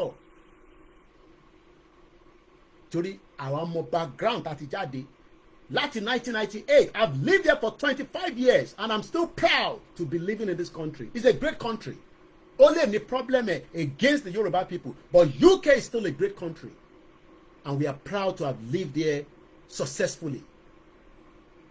So tẹ́ bá rò pé ẹ̀yin bàbá kan tó kàn jókòó sórí social media I am proud to move anywhere kò sí stain lára wa kò sí pàwọn náà mọ nǹkan bó ṣe lọ nínú UK mo mọ àwọn tó yẹ pé ìwé àtàjọ délùú yìí oríṣiríṣi lọ́tún tọwọ́ bọ̀ but because àwọn wo pé kò necessary ẹni tó rí ọlá rí ló máa ṣe wà ṣe ṣọ́ra yín mo ní mi ní last man standing lórí ìrìn àjò yìí bí gbogbo mídíà tó bá ti rẹ̀ wọ́n kò ní rẹ̀ Koikimedia mo tó bẹ́ẹ̀ mo jù bẹ́ẹ̀ lọ ni I have lived there for 25 years mo mọ tó ń pè ní movement Alistair Campbell was my mentor òun ni director communication Tony Blair ẹ lọ Google ẹ kẹ́mi tó ń pè ní Alistair Campbell ẹ tí mẹ́ntẹ́ ń bá deal tí mo ẹni tẹ́ ń bá fa ọ̀rọ̀ pé a fẹ́ gba country ànígbà country mo ní máa yọ Nàìjíríà kúrò lẹ́mìí ẹ wàá máa wo Nàìjíríà bá máa pẹ́ Nàìjíríà ni bọ̀bọ̀ ìfọ́kalẹ̀ I worked in the Nigerian community for 10 years in this country 10 years ni mo fi ṣiṣẹ́ nínú Nigerian community kò sí mo ń wo Ayọ̀ Akínfẹ́lànà is the current chairman of the Central Association of Nigeria ó dà ń pa àwọn Èkìtì para gbogbo event ẹni máa ń tẹ̀lé wọn lọ I haven't got the time for all that anymore. Any organization tó bá ní ohun Èkìtì parapọ̀ ṣé ẹ gbọ́ pé wọ́n pààyàn nílẹ̀ Yorùbá kí lẹ́yìn ṣe sí kí ni communicator release Ìjẹ̀bú parapọ̀ kí ni communicator release this is the time that all these organizations must start releasing communicate kò ṣe pé ká kàn máa ṣe party ní London káàkiri ká máa ṣe party lamẹ́ríkà ká máa pera wa ní àwa ọmọ Èkìtì àwa ọmọ Ìjẹ̀bú àwa Oǹdó wọ́n ń pa àwọn èèyàn lóńdó nísìn ṣé àwọn Oǹdó community ní UK ṣọ́ release any communicate pé Kóìkì tẹ̀ bá wa kà síta a mọ̀ pé wọ́n tó bá tẹ̀ sọ̀rọ̀ díẹ̀ àwọn èèyàn á sì gbọ́ díẹ̀ àjókòó à ń tanra wa ilẹ̀ Yorùbá ń lọ lọ́wọ́ wa àwa ń ṣe pati káàkiri èmi ò ní ká má ṣe pati o but the reality must be done on us. àwọn ọmọ wa ní wá dá sí ìdísẹ́ lómi lára nígbà tó bá dé stage yẹn. àwa ní all over the world abroad ṣé ẹ mọ̀ pé power of pé our diaspora is a big power that we must not abuse. This is the time that every organization tó bá pèrè lọ́mọ Yorùbá láti endorse Yorùbá nation. Ṣebí Tinubu tẹ endorse náà nìyẹn. What has been the end result? Bọ́dà lásán Tinubu ò lè pàṣẹ kó bá wa ṣí bọ́dà kébi yé pa àwọn èèyàn wa. èlò lẹ fẹ́ fi ránṣẹ́ sáwọn èèyàn nílé èlò gan lẹ́yìn gan ní tẹ fẹ́ fi ránṣẹ́ sáwọn èèyàn nílé. Continue to fool yourself as Yoruba people living in the United Kingdom and the rest of the world. Tó ti tọ́ bá tó, we must say it. I worked with that community. Kò sẹ́ni kankan tó lè fa àjọ alábọ̀ fún mi. Gbogbo tó lọ nínú Nigerian community ni mo mọ̀. For 10 years, mo máa ń wọnú embassy ṣeré ni. A wà nínú danger. Bàbá Akíntóyè jáde, bàbá 90. Ṣẹ́yìn fẹ́ mọ̀ ju bàbá Akíntóyè lọ ni. Tẹ́ fi fix Nigeria. So ẹ jẹ́ ká ṣọ́ra wa. Ẹ jẹ́ ká padà ká gbọ́n tí DSS ń sọ torí ká lè tẹ̀síwájú. Talking seriously about the practical approach to mobilizing to curb insecurity. Practical yẹn ni Ìgbòho ń ṣe lọ́wọ́lọ́wọ́. Ìgbòho ń ṣe practical yẹn lọ́wọ́lọ́wọ́. And that practical was destroyed. Ìgbòho was doing the practical. Kí ni practical? Mo sọ fún Ìbà Gani Adams níjẹta lórí program pé ẹ tẹ̀ dé Oǹdó kẹ́ ṣàkárá wọn kẹ́tẹ̀ gbé sàárìn ní pẹ̀lú àwọn boys yín kẹ́tẹ̀ tẹ sàárìn káàkiri pé èmi Ìbà ti wọnú Àkúrẹ́ tá bá gbọ́ pín ẹ̀yin Fúlàní a máa wọlé pa gbogbo yín ni. Ìbà ó wà lẹ́kọ̀ọ́ nísìn ní Màgódò. Kí ló ń ṣe ní Màgódò? Wọ́n ń pààyàn l'Ákúrẹ́ ọjọ́ kò sí Màgódò. Ṣé Màgódò jẹ́gẹ́ bí ilé yín? Go back to your town, go back to your home and leave Lagos State alone. Ẹ tẹ̀ lọ máa gbé l'Ákúrẹ́ for some time. Ẹ tẹ̀ wà níbẹ̀ for 1 month. Ọjọ́ kò sí Lagos State. Ẹ̀gbọ́n tí DSS director yìí sọ mo ní interfere mọ́ nísìn. Ẹ farabalẹ̀. Ó ní the way láti resolve problem. Mo kí Prince Adébáyọ̀. Mo ṣì ń bọ̀ padà lọ́dọ̀ yìí tí a jọ ń ṣe ẹgbẹ́ ní UK. Gbogbo ẹgbẹ́ yẹn ló dáa. But country tí ẹ fẹ́ support ó ń pa àwọn èèyàn yín ẹ gbọ́dọ̀ voice out. Gbogbo organization ẹgbẹ́ I'm not talking about Yoruba Nation people now, I'm talking about àwọn different groups. Èkìtì ni o, Ondo ni o, Ogun State ni o, Lagos State ni o. Mọ̀mísí mi Lagos State Union ni wọ́n. Gbogbo ìgbà ló ń sọ fún wọn pé Yoruba Nation ní sẹ́ẹ̀ àwọn kan máa wà níbẹ̀ tó máa disagree pẹ̀lú wọn whether they like it or not. Wọ́n gbọ́dọ̀ gbọ́. Wọ́n gbọ́dọ̀ gbọ́. Bó ṣe láti rí nìyẹn. Wọ́n ń pa àwọn èèyàn wa àwa wa náà à ń ṣe ẹgbẹ́ ní UK à ń ṣe ẹgbẹ́ ní Canada à ń ṣe ẹgbẹ́ ní America àwọn ọba yẹn náà dẹ̀ la wa máa invite wá sí ìlú yìí. Ọlọ́run ọba o. Àwọn ọba táwa ń sọ fún pé ẹ ṣe kankan nílẹ̀ yín àwa tún fi owó wa àdáwó ara tíkẹ́ẹ̀tì fún wọn wá sí London on business class àwa welcome wọn it's good but ní community ọba mi tẹ́ ń gbé wá sí abroad wọ́n ti pa àwọn èèyàn tán Ọlọ́run jẹ́ kí gbogbo adéyàn bá kádélé bá wọn yàn. I don't think some of us understand the consequence of what is happening. One move láti gbalẹ̀ mọ́ wa lọ́wọ́ tó bá dẹ̀ ti gbalẹ̀ mọ́ wa lọ́wọ́ how do gbogbo ilé ìtẹ́sí sọ pé Lagos wọ́n máa gba gbogbo ẹ̀ mọ́ yín lọ́wọ́. The hidden agenda is becoming wide open.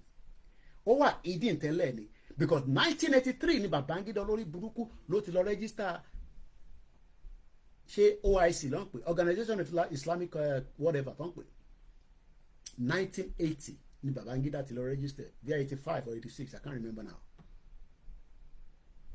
And the agenda is becoming clearer. Ó lè má clear tẹ́lẹ̀ but nísìn ó ti ń clear. Everybody is now getting the message.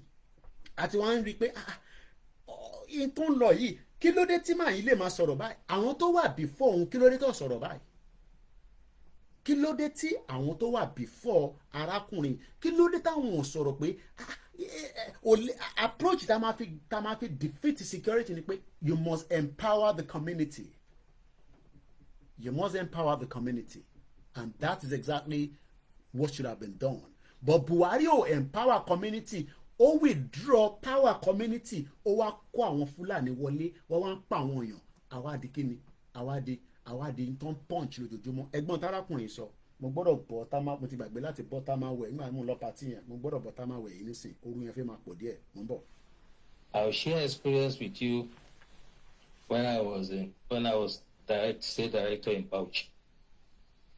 Most of you will remember an incident in Azan. A group of terrorists, the Boko Haram, they had invaded Azan. They were shooting in an attempt to kidnap, and the community chased them. They killed some members of the community, but the community members killed all of them. The last guy, Khalid, climbed. nísùrù bẹ́ẹ̀ ẹ̀gbọ́n tó sọ bẹ́ẹ̀ ibi tẹ́ ti máa mọ̀ pé Yorùbá are the most intelligent people. ẹ̀gbọ́n tó sọ bẹ́ẹ̀ àwọn èèyàn wá pa àwọn èèyàn ní community, àwọn community yẹn wọ́n pa wọ́n, but àwọn community yẹn náà pa wọ́n padà. ṣèbí bó ṣe jẹ́ kó rí nísìnyí yẹn, but for 8 years Buhari ò jẹ́ kó ṣẹlẹ̀ bẹ́ẹ̀. Ó withdraw. Ṣé rántí pé Buhari ṣèkó tẹ̀ ṣe Buhari ṣéwù kí ni spokesman Buhari nígbà yẹn, olórí burúkú ọmọkùnrin yẹn, ó díẹ̀ àkẹ́tì kọ́lọ̀ fọ́run kẹ́, he might has done his own part and he must have done things that we might, but Rotimi Akeredolu sì dúró gẹ́gẹ́ bí gómìnà ilẹ̀ Yorùbá. Ó challenge Buhari pé wọ́n lè má pa àwọn èèyàn wa bí a payback yẹn ló ń ṣẹlẹ̀ lọ́wọ́lọ́wọ́ nísìn ní Àkúrẹ́ ní Ondo State. The payback pé Àkúrẹ́ tó jẹ́ Ondo State, Àkẹ́tì ò gbà fún wọn, kò gbà fún wọn, ó takú sí wọn lọ́rùn pé ẹ ṣe máa ní káwọn èèyàn máa lo ìbọn náà, kí ló máa fi bá Fúlàní jà? Fúlàní gbé ó gbé ìbọn gidi dání, ìbọn gidi ló gbé dání. ẹja gbọ́ arákùnrin mọ̀ ń bọ̀. Onto a tree and was fired. ẹni tó sọ̀rọ̀ rí director The community stood, they were resilient, and they killed Khalid. They were resilient. Wọ́n pa àwọn Fúlàní wọlé pa wá, àwa kàn sunkún lórí social media. Kò ń ṣẹ́jú ẹ̀yin tí ẹ wà nílé, ẹ dẹ̀ lè blame Yorùbá nation because and resources wo la máa fi fund ẹ̀. Ẹ fi pè security nǹkan tó cheap ni. Security is an expensive thing. Security ò ń ṣe nǹkan pẹ́ yẹpẹrẹ. Tó bá jẹ́ pé àwọn governors wa wọ́n ṣe dáadáa ni, ó jẹ́ kí gbogbo àwọn ọlọ́dẹ tó wà nílẹ̀ Yorùbá, gbogbo ọlọ́dẹ ni mo ṣe sọ, ó yẹ kán ní brand new ọ̀kadà pẹ̀lú pump rifle, kọ́ wá fi tìbílẹ̀ kọ́ fi kún, kọ́ wá fún wọn ní walkie talkie, kọ́ dẹ̀ sọ fún wọn pé tẹ́ bá ti tẹ̀lé bàbá ẹ fi sọ̀rọ̀, tẹ́ bá ti sọ̀rọ̀ tán ẹ release ẹ̀, so that ẹni tó wà ní radius báyìí òun náà pick yín, ẹ wọnú igbó lọ ẹ̀yin bàbá yìí, ẹ flush wọn out. Wàláhì 1 month ní gbúrò Fúlàní kọ̀ọ̀kan mọ́ nílẹ̀ Yorùbá. Ṣé mo táwọn gọ́vnà ṣe tó bá gbowó security budget, á pe accountant èlò ló wọlé 1 billion, ó yá yọ 200 million, 800 tó kù yẹn bá ń ṣe sí dọ́là jù sákàǹtì. And from 1999 till date, àríṣà security budget nílẹ̀ Yorùbá tá à ń pè ní south west part of Nigeria. Owó tó yẹ kó fi invest, kó fi ṣe protection, kó fi defend ilẹ̀ Yorùbá security budget, wọ́n sọ di personal income tí wọ́n. Tẹ́lẹ̀kṣọ́n bá wá ń bọ̀, wàá ra ẹ̀rọ ọlọ́ta, wàá ra ọ̀kadà, wàá ra kẹ̀kẹ́ márúwá nínú owó yẹn. Owó tẹ́ kó fi protect aráàlú tó rọ ọ̀kadà fún, tóun bá drive ọ̀kadà títí aṣubú gbága ó kú dànù, ó lọ nìyẹn, àwo lọ. Èyí tó kú wá kidnap ẹ̀, and many other atrocities were happening for 25 years. Àwọn governors wa past and present allowed Yoruba land to be exposed. A ní Ògùn bẹ nílẹ̀ Yorùbá, ẹ má doubt ẹ̀, ibi tó bá rìn sí ni. But Ògùn náà nídìí pé ká nídìí the current technology kó lè work pẹ̀lú ẹ̀. Ẹlòmíì àtẹ̀ máa sọ fún mi, ó dà pé lòmíì tẹ̀ ń rò pé bí ilẹ̀ Yorùbá tá à ń sọ ẹ sọ lẹ̀ Yorùbá dín nǹkan kékeré. Mr. Koiki ká gbé drone. Ibo ni drone máa dúró sí nígbà tí kò sí internet nínú igbó yín? I don't think some of you understand how the vast amount of land that we are talking about. Ẹ kò fi pé bí a drone tó ń ṣòtù ní láàrin Lagos State tó ní internet as even ẹlòmíì pé nǹkan lórí fóònù ẹ̀gbọ́n kan tó ń sọ. Every drone needs a powerful internet connectivity. Tó bá jẹ́ pé wọ́n tẹ̀ ti invest lásán àwọn governors, all the governors of the southwest in one satellite, kọ́ tẹ̀ bá wọn tú sókè.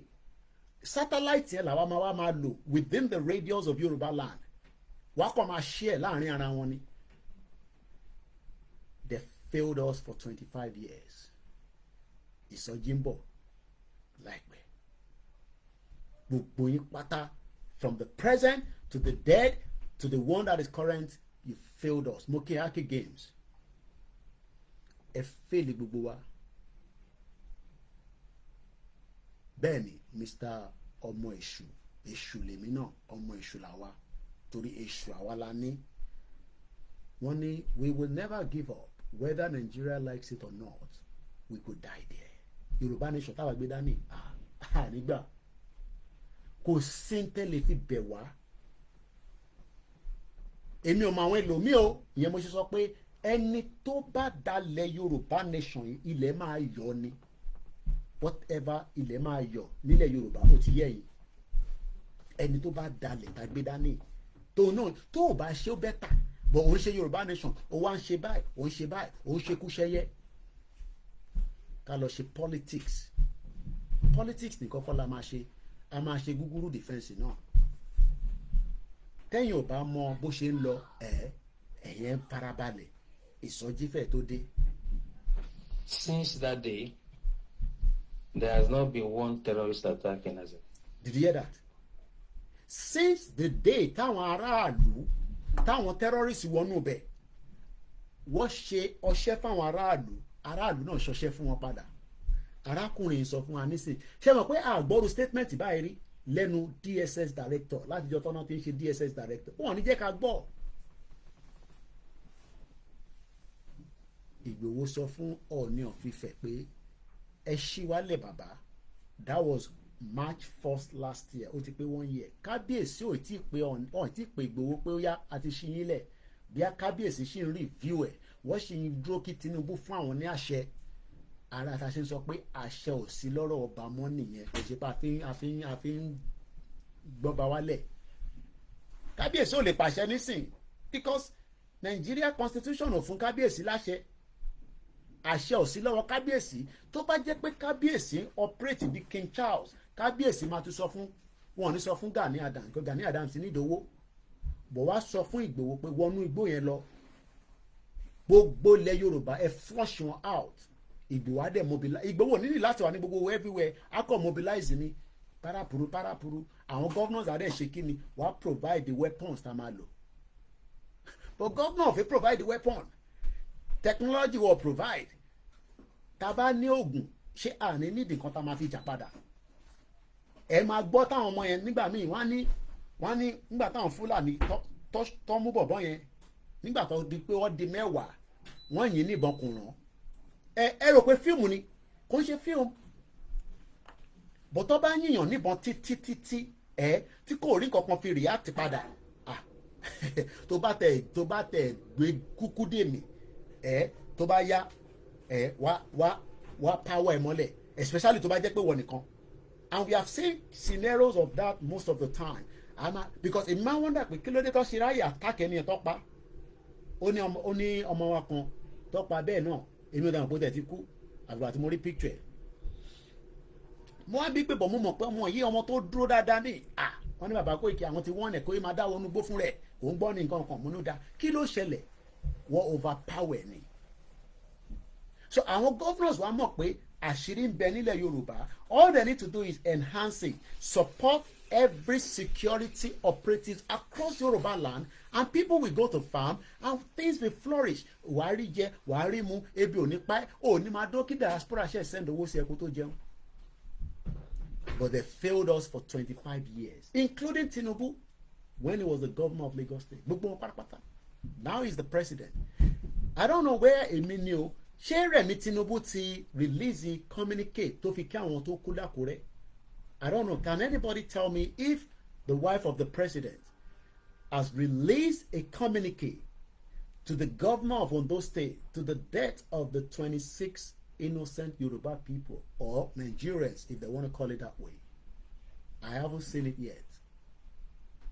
Èmi ò mọ̀ bí ẹ̀yin ti rí, but I have not seen it yet. Mo kí Mr. Yinka Ogundele. You can see that they are all liars. Let's continue. As a matter of fact, the former head of state, General Bobby Ibrahim Badamasi Babangida, said, and I quote, if we want to stop or curb this mo terrorism, kí bàbá mi Mr. Fuja, mo kí gbogbo ẹ̀yin tẹ́ ó ṣiṣẹ́ ní public sector ní UK, ẹ̀yin doctors, ẹ̀yin nurses, gbogbo ẹ̀yin tẹ́ ń ṣiṣẹ́ káàkiri in different sectors. Ọlọ́run àbá mú yín dúró. Òtútù tó wà níta lẹ́ni yóò dáa. Inú òtútù iná la ti ń ṣe wàhálà yìí. And yet gbogbo wàhálà tá a ṣe sílé àárí result ẹ̀. Ọlọ́run á jẹ́ kí eléyìí tá a gbé dání lọ́wọ́lọ́wọ́ ẹ̀ àárí result ẹ̀. Àdèmárí the end ẹ̀. Kí ni the end ẹ̀? Yorùbá máa dá dúró lábẹ́ bàbá Kítóyè, lábẹ́ mi, lábẹ́ bàbá wa Ìgbòho àti gbogbo ọmọ Yorùbá. Àtẹni tó believe, àtẹni tó believe. we shall emulate the Azari example. The Azaris. Only we should emulate it. Kí ló dé tí a ever gbọ́ láti other different platforms from the DSS pé we can emulate these. They purposely don't want us to emulate the Azaris. So that means that what Igboho was doing in 2021 was not a crime. In tí pọ̀pọ̀ yìí sọ fún wa indirectly nìyẹn. That is the message. Kò kàn lè dárúkọ Igboho ni. Ó rà pé àwọn ọmọ Yorùbá ẹ̀gbọ́n mi. Mo ní Yorùbá ló ní ọgbọ́n. Mo ò tẹ́ wá mọ̀ pọ̀ ọmọ Ìjẹ̀bú ní arákùnrin. Ó sọ̀rọ̀ pé in my community in Ìjẹ̀bú Òde, I am giving them the expertise on how to defend their territory. This is in tí olóyè Ìgbòho ń jà fún leléyìí. Mo kí ìyá mi Ajá Adéníkẹ́ Túndé Plenty, mo kí Tokyo 778, mo kí ẹ̀yin tẹ́ wà lórí Instagram. Mo kí Prince Adédayọ̀ Ògúnjọbí. Prince ò kì í ṣe pet name, ọmọ ọba lọ́la ni wọ́n. Ó lè jáwọn lọ́sẹ̀ máa jọba kan láìpẹ́. Mo kí bàbá wa Olúṣọlá Fátúàṣẹ àbíyàwó Adẹ́ni. That means that Olóyè Ìgbòho was on the right track when he was pushing the Fulanis in 2021 because àwọn Azaris mo ń bọ̀. Hello ma, mo ń bọ̀. Ẹ jẹ́ connect airpod ní ẹni sùúrù. Mo ń gbọ́ yín. Mo ṣe wà lórí program o. No, I'm sure the program. So, all right. See me more see the program. Baby, we show the program. On board. Sometimes only freeze me. Let's go back again. Moki Bube Yawa.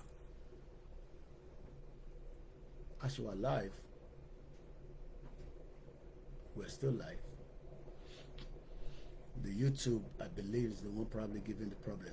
But we're still live on all the other platforms. So, anyway, I'm sure she will find another channel to watch. Because that is still showing live. After disconnect me, but I'm still live there. I'm still live here as well. So, as we continue to review this DSS message. The DSS message is that the Azaris, they were able to defend themselves. Àwọn tó ń pè ní Azaris, àwọn ọmọ tó ń jẹ́ bẹ́ẹ̀, but arákùnrin ló jẹ́ ká mọ̀. Pé àwọn kan wà tó ń pè ní Azaris. Okay, volume ti lọ níbẹ̀ because I received a call, that's why mo ń bọ̀ máa lọ máa wọlé padà. Let's come back in again. Because call to wọlé lẹ́ǹkan ló distracted. I'm trying to figure out if we're still live on the backup channel. My boy, Jackie, sorry, check him. Let's continue. Tafa Balewa also happened to be a local government in Bauchi that was always in flames. And the people of Bogo, good night, love you. Have a sweet and dream. some part of Tafa Balewa, where the sire was Have a sweet dream. rose up on one occasion. They knew their terrain better, climbed onto trees and mountains. Now, When they knew their terrain better, just like people in the Gogon. Just want to be sure that we are still live.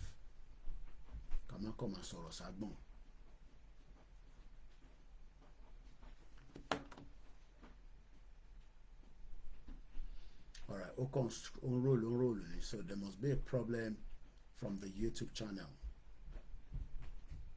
So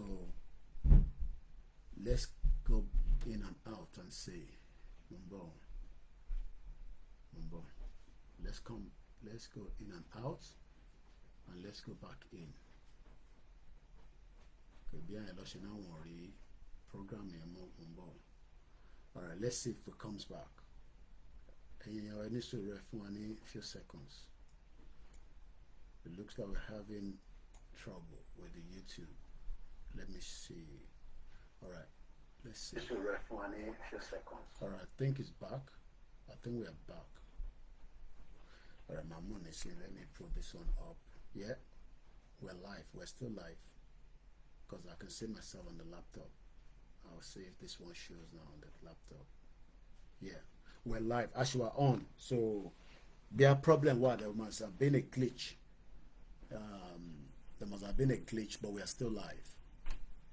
Yeah, my TV is back on as well. So there must have been a glitch. Anyway, my been in so I believe we're still live. Te ban ri mi wo, e ba mi comment lórí YouTube channel wa.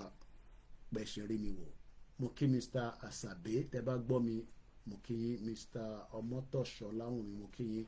One, they don't agree that some people died in Ondo State, brother. Okay. All right. So watching the wow. All right, we're back on again. Now, in TDSS director Yiso, very, very important. Moki OLAKUNLE, Moki Mr. Daniel Adeyemi. Important. Moki Aziz Shakiru, brother mi, Tigbowo Sha. Mr. Longe, okay, so we're good. Eshegoni, because Momsi ni o triple lenkon. Moki ni Nottingham. Ma worry gbogbo ma tètè sùn before 11. So at least I don't love the Shelola. Eshegoni, ẹ̀gbọ́n mi triple DRS. All right, ó ti better nísìnyí. Okay, so glitch wà lẹ́ǹkan ni. Eshegoni Mr. Taufik. So yẹ ká continue. Inti arákùnrin yìí sọ ó ṣíò pé in as much as we want Yoruba nation, but the security problem in Nigeria, they could have resolved it, they could have sorted it out, but one more must be sorted out. The first thing is you must empower the community. Eshegoni Mr. Olawonyi is very loud and is very clear. Eshegoni Modupe. By not empowering the community, that is the reason why everybody is running helter and skelter. If the community knows that these people will come, the community will prepare and they will fight back, like the Azaris. Has anybody heard about the story of this Azari that, at some point they fought back, what pa won yen, awon yen na pa won, but what defeat won? Today, Fulani ò lè débẹ̀, terrorists ò lè débẹ̀. Mo kí yawa Sherifat Agbabiaka. Mo kí gbogbo ẹ̀yin Lagos State Union, Ondo State Union, Ekiti Union, Ogun State Union, Oyo State Union. Gbogbo yín ni mo kí. But this is the time tí gbogbo wa gbọ́dọ̀ react together. It does not matter whether she believe in the political part of Nigeria, but ilẹ̀ Yorùbá ti wà in danger. Ẹja gbọ́ ìtarakùn ìṣọ̀lọ̀. Invaders came. Invaders. They did not only repel them, they seized their weapons. Now, only kò ń ṣe pé wọ́n bá wọn jà, wọ́n dè wọ́n mọ́lẹ̀, wọ́n tún gba èròjà tó kó wá láti fífi wá bá wọn jà. Àwa náà lè ṣe the same thing. Mo kí bàbá mi Abiodun Monday, mo kí gbogbo àwọn Ìjẹ̀bú parapọ̀, mo kí gbogbo group láì yọ ẹnìkankan sílẹ̀. Like I always say, group kan tó kò ju group kan lọ. I will continue to emphasize this because our group under problem sílẹ̀. Group is just a group. YSDM is the structure. YSDM òun ló ní gbogbo information tí group máa fi prepare. Group lè máa ṣiṣẹ́ in different states, in different community, in different local government, but wọ́n lè pàṣẹ o. Group ò lè pàṣẹ fún YSDM o. Group kankan ò lè pàṣẹ fún YSDM. YSDM ló máa pàṣẹ fún group. That is the power of the structure of the movement. Bẹ́ẹ̀ni, ethnic cleansing, Mr. Okikayode, wọ́n ní Koiki, that was ethnic cleansing. Ẹ ṣé gan ni bàbá mi Jimmy Koya, àwọn fún wa ní super chat. I need owó tó pọ̀. Tí gbogbo àwọn 1,000 people bá ń wò mí, tẹ́ bá fún mi ní £10. A ti ra tíkẹ́ẹ̀tì, so kò ní wà bọ́dé lórí èèyàn kan. Ó dẹ̀ gbọ́dọ̀ wà ní kíákíá. Mo dẹ̀ mọ̀ pé Ọlọ́run á bò wá láṣìírí. ọ̀rẹ́ màmá bá mi fi account number síta ẹni tó bá wá ní ìdẹ ẹ pè mí. Ẹ̀yin tẹ́ máa ń gbọ́ program mi lọ́dọ̀ àwọn platform tó kù ẹ̀yin ò ní lè rí account details ẹ pè Koikimedia nọ́mbà mi ẹ pè mí pé Koiki àfihàn ẹ lọ́wọ́ I need account ẹ wà dẹ́ fún mi ní tẹ́wọ́ àrùn míyàn náà a lè dáwó síbẹ̀. Arákùnrin yìí jẹ́ kó yé wa nọ́mbà tẹ́ máa pè sí +4474 04405917 or +4475 94050979. Tẹ́ bá farabalẹ̀ play video ìbíbà ẹ gbọ́ nọ́mbà yẹn dáadáa. Ọ̀ọ́ká mu ní mẹ́ta +44 740 440 5917. Number mi is in the public domain. Kò sí bẹ́ẹ̀ ṣe lè get number mi. Ẹ bèrè ẹ wà ràn mí yín account àfún yín. Ẹ dẹ̀ bèrè ti Koiki náà àfún yín. BBC run I paid TV license. So in tó bá mìíràn lè máa sọ fún yín pé BBC operate pẹ̀lú owó ni tó bá ní owó wọlé operate. And it's a fact that people need to understand. Ìyẹn la ṣe ń bẹ̀ yín ẹ ràn àwa náà lọ́wọ́ bẹ́ẹ̀ ṣe ń ran BBC lọ́wọ́.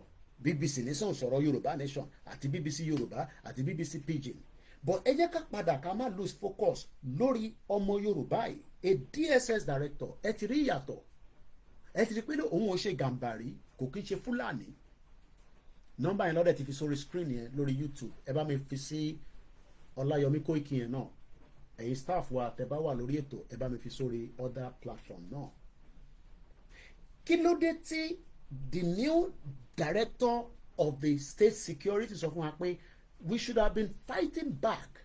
Tẹ́ bá rántí pé this is what T.Y. Danjuma was telling us.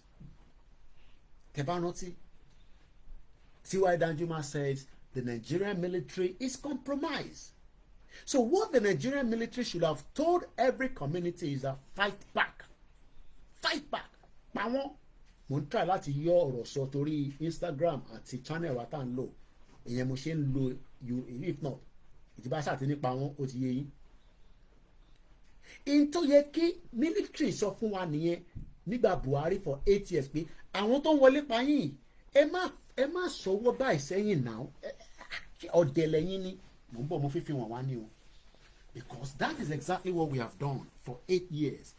Àwọn èèyàn ń pa wá àwọn àwa sọwọ́ sẹ́yìn báyìí ó yá ẹ pa wá dáadáa. That's exactly what I saw when I went to Quetta, door of no return in Benin Republic. Gbogbo àwọn tí àwọn olórí burúkú àwọn òyìnbó wá kó bó ṣe sọ wọ́n lọ́wọ́ nì tó ń kó wọn lọ sínú ship. Ṣé coward làwa ni? Ṣé ọ̀dẹ̀ làwa ni? A kì í ṣọ̀dẹ̀ náà. A kì í ṣọ̀dẹ̀. Ìbọn ẹ̀ má bínú. A kì í ṣe ọ̀dẹ̀. But because ṣe the needful èèyàn ló fà á. The needful yẹn la fẹ́ ṣe nísìn and we will do whatever it takes láti gbàrà wá sílẹ̀. Whatever it takes. Mo kí our Grace Olúṣòótọ́. We folded our hands and the people were coming in to kill us. One power. But the new director, a Yoruba man, only no. Only I disagree with the military, with your approach. It takes a bold Yoruba man.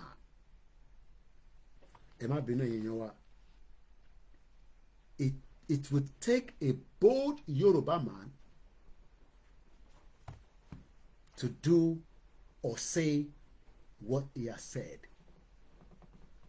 A very bold Yoruba man. Sorry for those of you on Twitter, Space and Twitter. There was a glitch as well. Triple DRS of Koiki. Remember that they asked people to surrender their guns. Why? You are coming to our town, to our community, to our villages. Let's leave Yoruba Nation, Biafra, and the disintegration of Nigeria. Let's focus on the security of Nigeria for a few seconds. Àwọn èèyàn wá pa wá. Military cannot be everywhere. Police, they are compromised. Táwọn èèyàn bá ti gbọ́ gbòòs, police máa ya wọlé ni, wọ́n sá lọ nìyẹn, wọ́n bọ́ṣọ. And the next thing that the military, that is meant to be the most important tools, the DSS is just there for information gathering. But we have knew and heard many times that when the DSS gathered information and pass it to the military will pass it to the terrorists. You will say it's a lie. Wombo. Let's hope we can find this quickly. I know it's somewhere on our archive, but let's see how we can find it. That this man warned every one of us.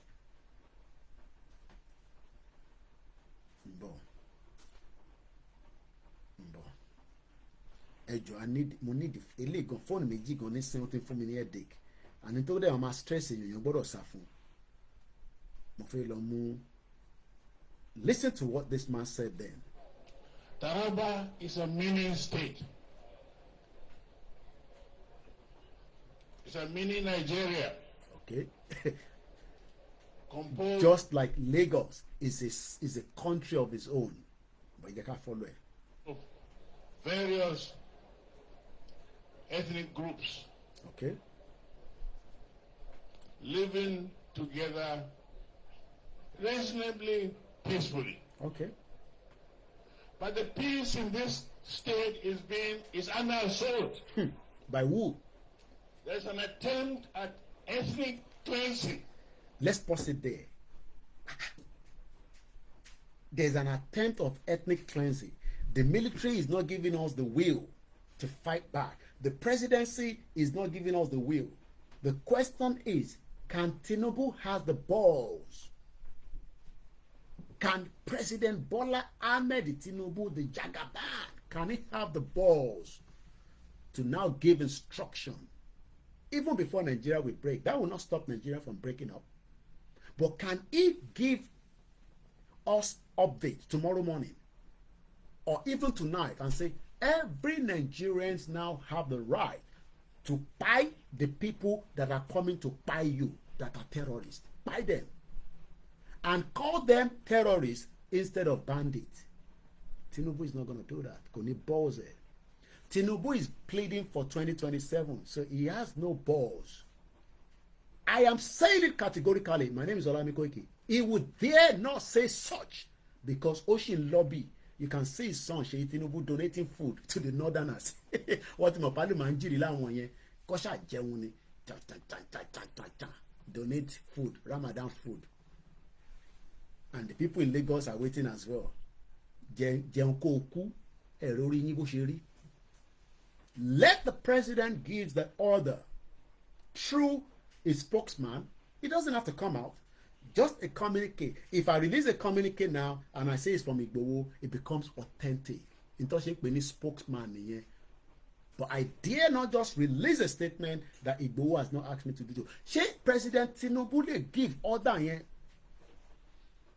That since the DSS director is saying that a particular part of Nigeria, terrorists know they go there. Why? Because what won't be weary. Support Koikimedia. Account number is already coming on the screen. First bank 30 96 80 88 48.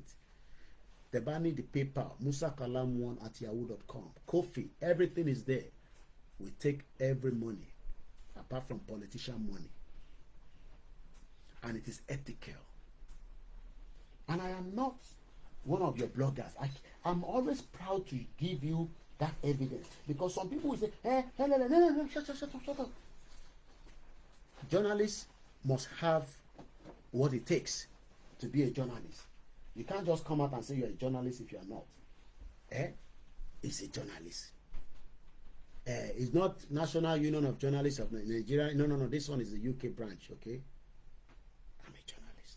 So mo kẹ́ ìtẹ́ support wa. Sometimes your consent 21,000 no carry me. That's like internet data for my staff for 1 month. And remember, I have 25 staff. And you are hearing a new voice. We are adding extra layer. We are becoming innovative. Yes, support you. Our task is for Yoruba people to leave Nigeria, nothing more, nothing less. I have told all my staff, it's either you are working with me and you believe in the same vision, or you have the right to move to the next person. Arise, NTA. So, sticking to what T.Y. Danjuma was saying, that there's an attempt in Kokon, attempt. Let's go and look at the English dictionary of attempt. You know, this place, we give it to you as it's meant to be. Attempt.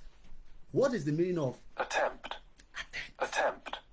Make an effort to achieve or complete. Our attempt is that we will complete Yoruba nation. But there's an attempt of ethnic cleansing. What is the meaning of ethnic cleansing? Some of you don't even know. Ethnic cleansing. Toba sọ pé ethnic cleansing. I don't think some of you know what we are dealing with. Kí ló ń pè ní? Ethnic cleansing. Again. Ethnic cleansing. One more time. Ethnic cleansing. Ethnic cleansing is the systematic force removal of ethnic, racial, or religious groups from a given area with the intent of making the society ethnically homogeneous. They will remove Yoruba people. They will put Fulani there. They will remove Igbo people. They will put Fulani there. They will remove Ijaw people. They will put Fulani there. So the 6 million people that you are saying they are 1%, within the next 20 years, they will become 40%. Because they will be doing jiggy. They will be doing jiggy. They will be producing more. They will be producing more. Why Yoruba people don't want to give birth anymore? These Olori Bruku people, they are doing jiggy with different women. They just give birth. Alimanjiri all over the place. They are not Alimanjiri. These are Fulanis. So you that you are saying that I am safe in Lagos, you will one day wake up and you realize that, and this guy was saying that in London. But we are not going to wait for you because taba dúró fún tẹ̀yin olórí burúkú yìí ní rí nǹkan kan ṣe wá pa gbogbo wa dànù. That is why we are grateful to Olóyè Sunday Igboho and Baba Akintoye for waking us up during our sleep. Do you know the meaning of ethnic cleansing? Let's go a little bit deep.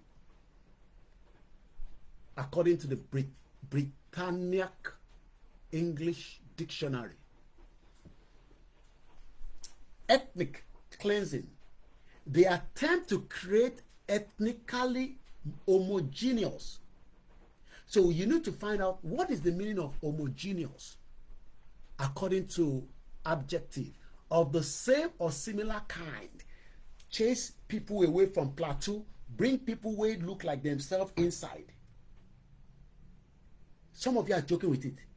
You are joking with your life with this ethnic cleansing that is happening. Omugode. You are doing skits when you should be talking about ethnic cleansing happening in your doorstep. You are doing party abroad when you should be talking about ethnic cleansing happening across Yoruba land, happening across Middle Belt. This is what T.Y. Danjuma is telling everyone. You are we are joking with our lives. You want to buy a car. Where you go? They don't burn Davido, make it drive himself from his location to Osun State without security. But he can drive from Atlanta to Texas. He doesn't need any security. Nobody will not even recognize him. The only time they might recognize him maybe when he's refueling, or he will not refuel because he probably have a Tesla. He will just recharge. They say, hey, Davido. Davido. Say, I am Davido. And you just appreciate him. And you don't need to talk, you don't need to beg him for money. But in Yoruba land today, let Davido drive himself to Oshodi. You will see everybody looking for money from him. They turn into Father Christmas because there's no welfare system. We are playing with our lives. We are joking with our lives with this madness. Thank you, Nigeria. So the meaning of ethnic cleansing, the attempt to create another set of people in your homeland. You see all these ones where we just they play, we are playing with our lives.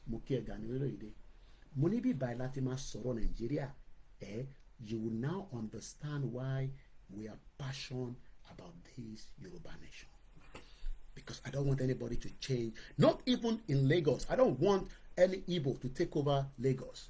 Not even in Ogun State. They can live with us, but they're not going to take over the place because it doesn't belong to them. It belongs to us. Hausa, Fulani, every one of them have agenda on Yoruba land. And we need to stop that agenda. I live in this country where my fingerprint is in the system. We will take your fingerprint because we need to know who you are if you're going to live in Yoruba land. But Omo Yoruba, understand. You are fighting the wrong fight, supporting one Nigeria. One Nigeria will give everybody the opportunity to be who they are inside your community. And there's an attempt to ethnic cleansing. I'm going to drop voice me down because my children are going to school now, tomorrow. But let's listen more.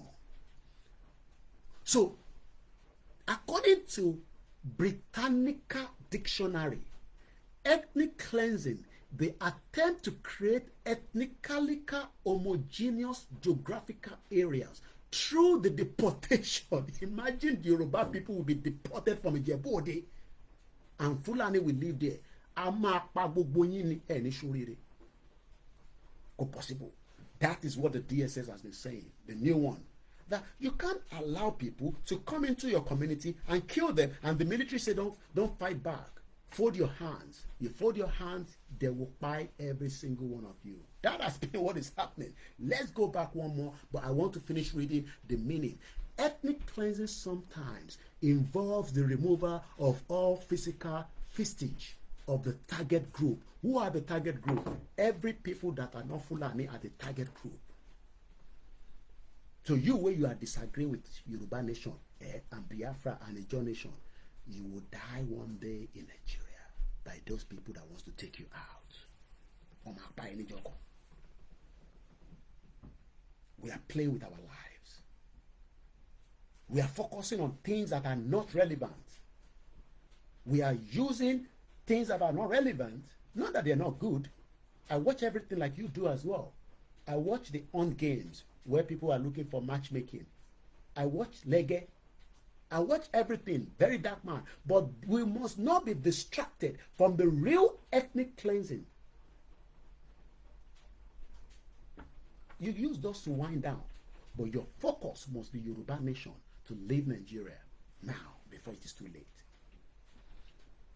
Ethnic cleansing sometimes involves the removal of Yoruba people and then bringing others.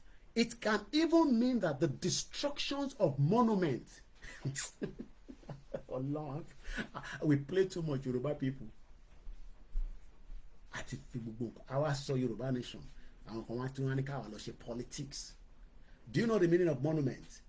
Monument is one of those things I saw when I went to Benin Republic. That 30-foot Amazon women.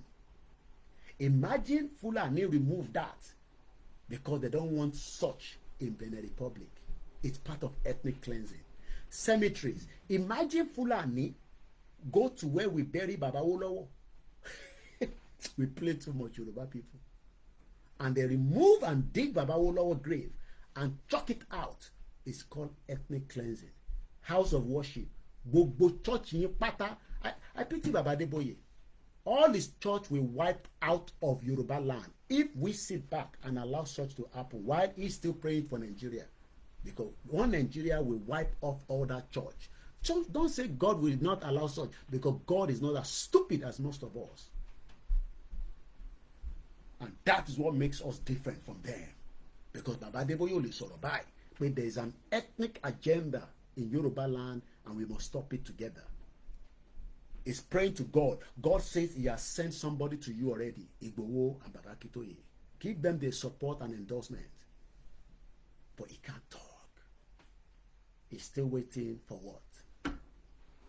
I pray he will come out and talk. But ethnic cleansing, before we listen back to the T.Y. Danjuma and go back.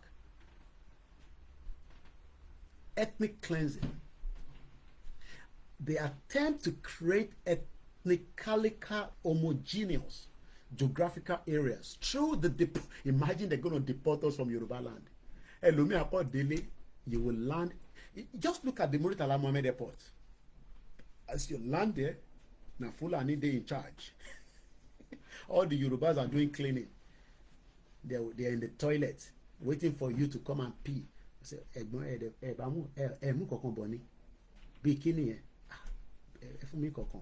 but the real criminals, and they're waiting for me. They are waiting for me at the Muritala Mohammed Airport, Abi. They are waiting for you as well. You, where you disagree with Yoruba Nation, because as you land with that your American passport, they will look at you and say, where are you coming from? I say, officer, hey, shut up. Where are you coming from? Okay, I'm coming from America. Where are you going? Imagine a Fulani at Muritala Mohammed Airport asking a Yoruba man where he's going. Oh, is he being buried? So you've never been asked where you are going. He said, I come back to Nigeria. Oh, where in Nigeria are you going? You now start explaining yourself. I'm going to Ekiti State. You know somebody in Ekiti State? Emma Bino Yara Ekiti. You then start, you will be explaining yourself to a Fulani man because he has already taken away a ticket for, because he's not expecting for you to go to Ekiti anymore. Ekiti is no longer part of Yoruba land. It's now Fulani area. If we allow such to happen. So you don't disagree with Pelua. Don't need Yoruba Nation here. Yoruba Nation IGBOHO here. It's already happening at the borders.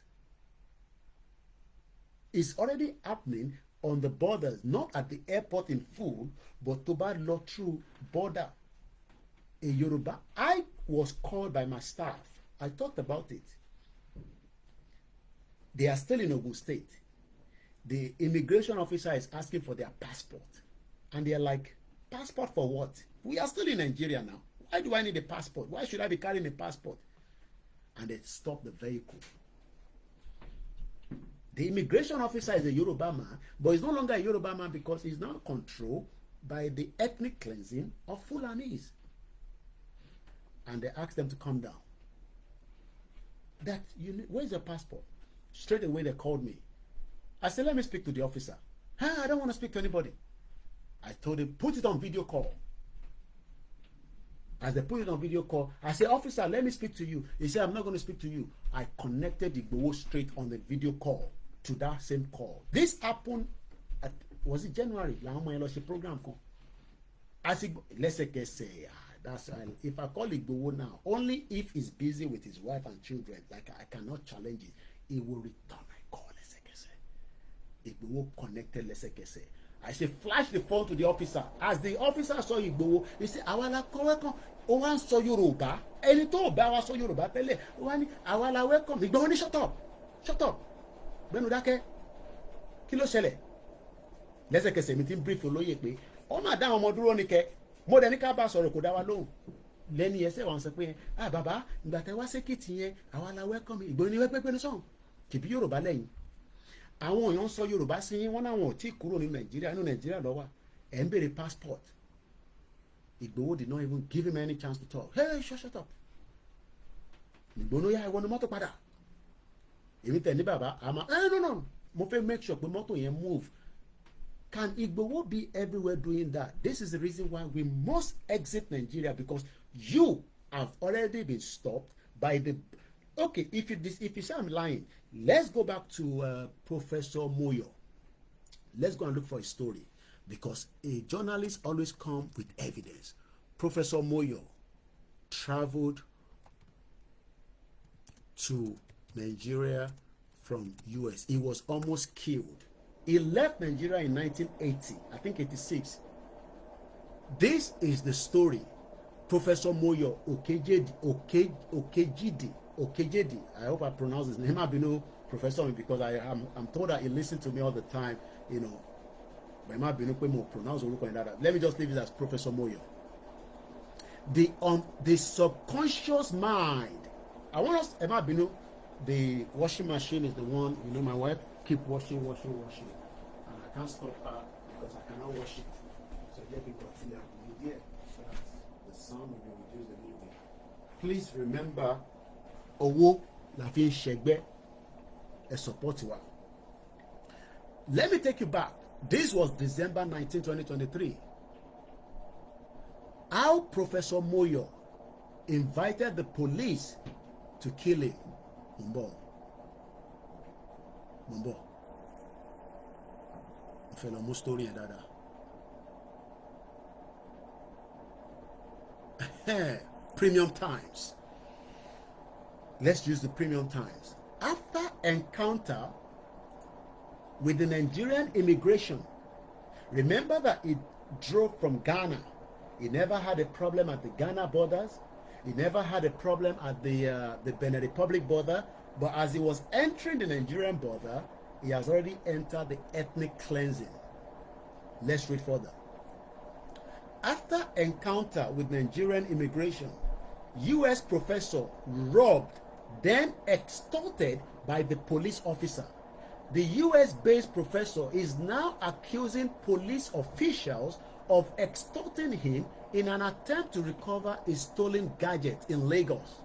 But before he got to Lagos, remember, he was almost lynched to death. They first start. Before his recent trip to Nigeria last December, Professor Moyo Okedeji, a US-based professor, had not been to his country for 30 years.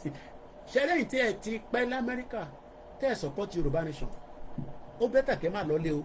But àwọn ò lè afford láti dúró dé gbogbo yẹn. If not, ó yẹ ká díjú fún gbogbo yín ká sọ pé n tó bá fẹ́ ṣẹlẹ̀ ni kó ṣẹlẹ̀. Ojú àwọ̀ ò lè gbà, ojú bàbá Akíntóyè ò lè gbà, ojú Ìgbòho ò lè gbà, àti àwọn ọmọ Yorùbá kọ̀ọ̀kan bẹ́ẹ̀. If not, délé realize pé ethnic cleansing ti wà nínú ilé. In tó ṣẹlẹ̀ sí Professor Moyo nìyẹn. Bàbá yìí ti kúrò nílé for 30 years. Okedeji, bẹ́ẹ̀ ni, I think that's a nice pronunciation. Mr. Tina 1982 Ẹ̀ṣẹ́gọ́ni Okedeji.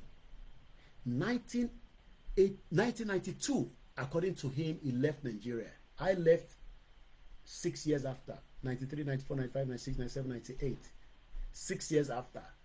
So that means the generation, what they capture, they cannot do anything because the country has folded their hands. They cannot fight back. Those of us in the diaspora that has got our passport, we want to return back home, we want to go and do Ileya, Christmas, 30 December, you will just be arriving in the hands of our. Let's go further. Before his recent trip to Nigeria last December, Professor Moyo Okedeji, a US-based professor, had not been to his home country for 30 years. I don't know why. Don't ask me. I know the reason why I couldn't return back to Nigeria in time. I was looking for my papers. It took me 15 years. He had sworn to never visit Nigeria again until we get Yoruba nation. Everybody will wake up. Let's first complete the part of T.Y. Danjuma. Professor Moyo. And we go back to the DSS. We will come and finish it up with Professor Moyo. We play an audio. I can assure you we will not go more than 3 hours. We are just to look at the analysis. It will be about 2 hours straight. Let's go quickly. In this state, and of course, in all the riverine states of Nigeria, we must resist it. How? We must stop it. How? Every one of us must rise up. Okay. The armed forces are not neutral. Why? They collude. They collude. With who? They collude. With who? With the armed bandits. Why? They kill people. Kill Nigerians. They facilitate their movement. So what is going to happen? They cover them. Okay. If you are depending on the armed forces to stop the killings, you will all die one by one. Abájọ tó ṣe pààyàn l'Ákúrẹ́ ní last week. Abájọ tó ṣe ń pààyàn báyìí. Okay. The ethnic cleansing must stop. In Taraba State, okay. must stop. And where? In all the states of Nigeria. And Yoruba land. Otherwise, Somalia will be Eh? a child's play.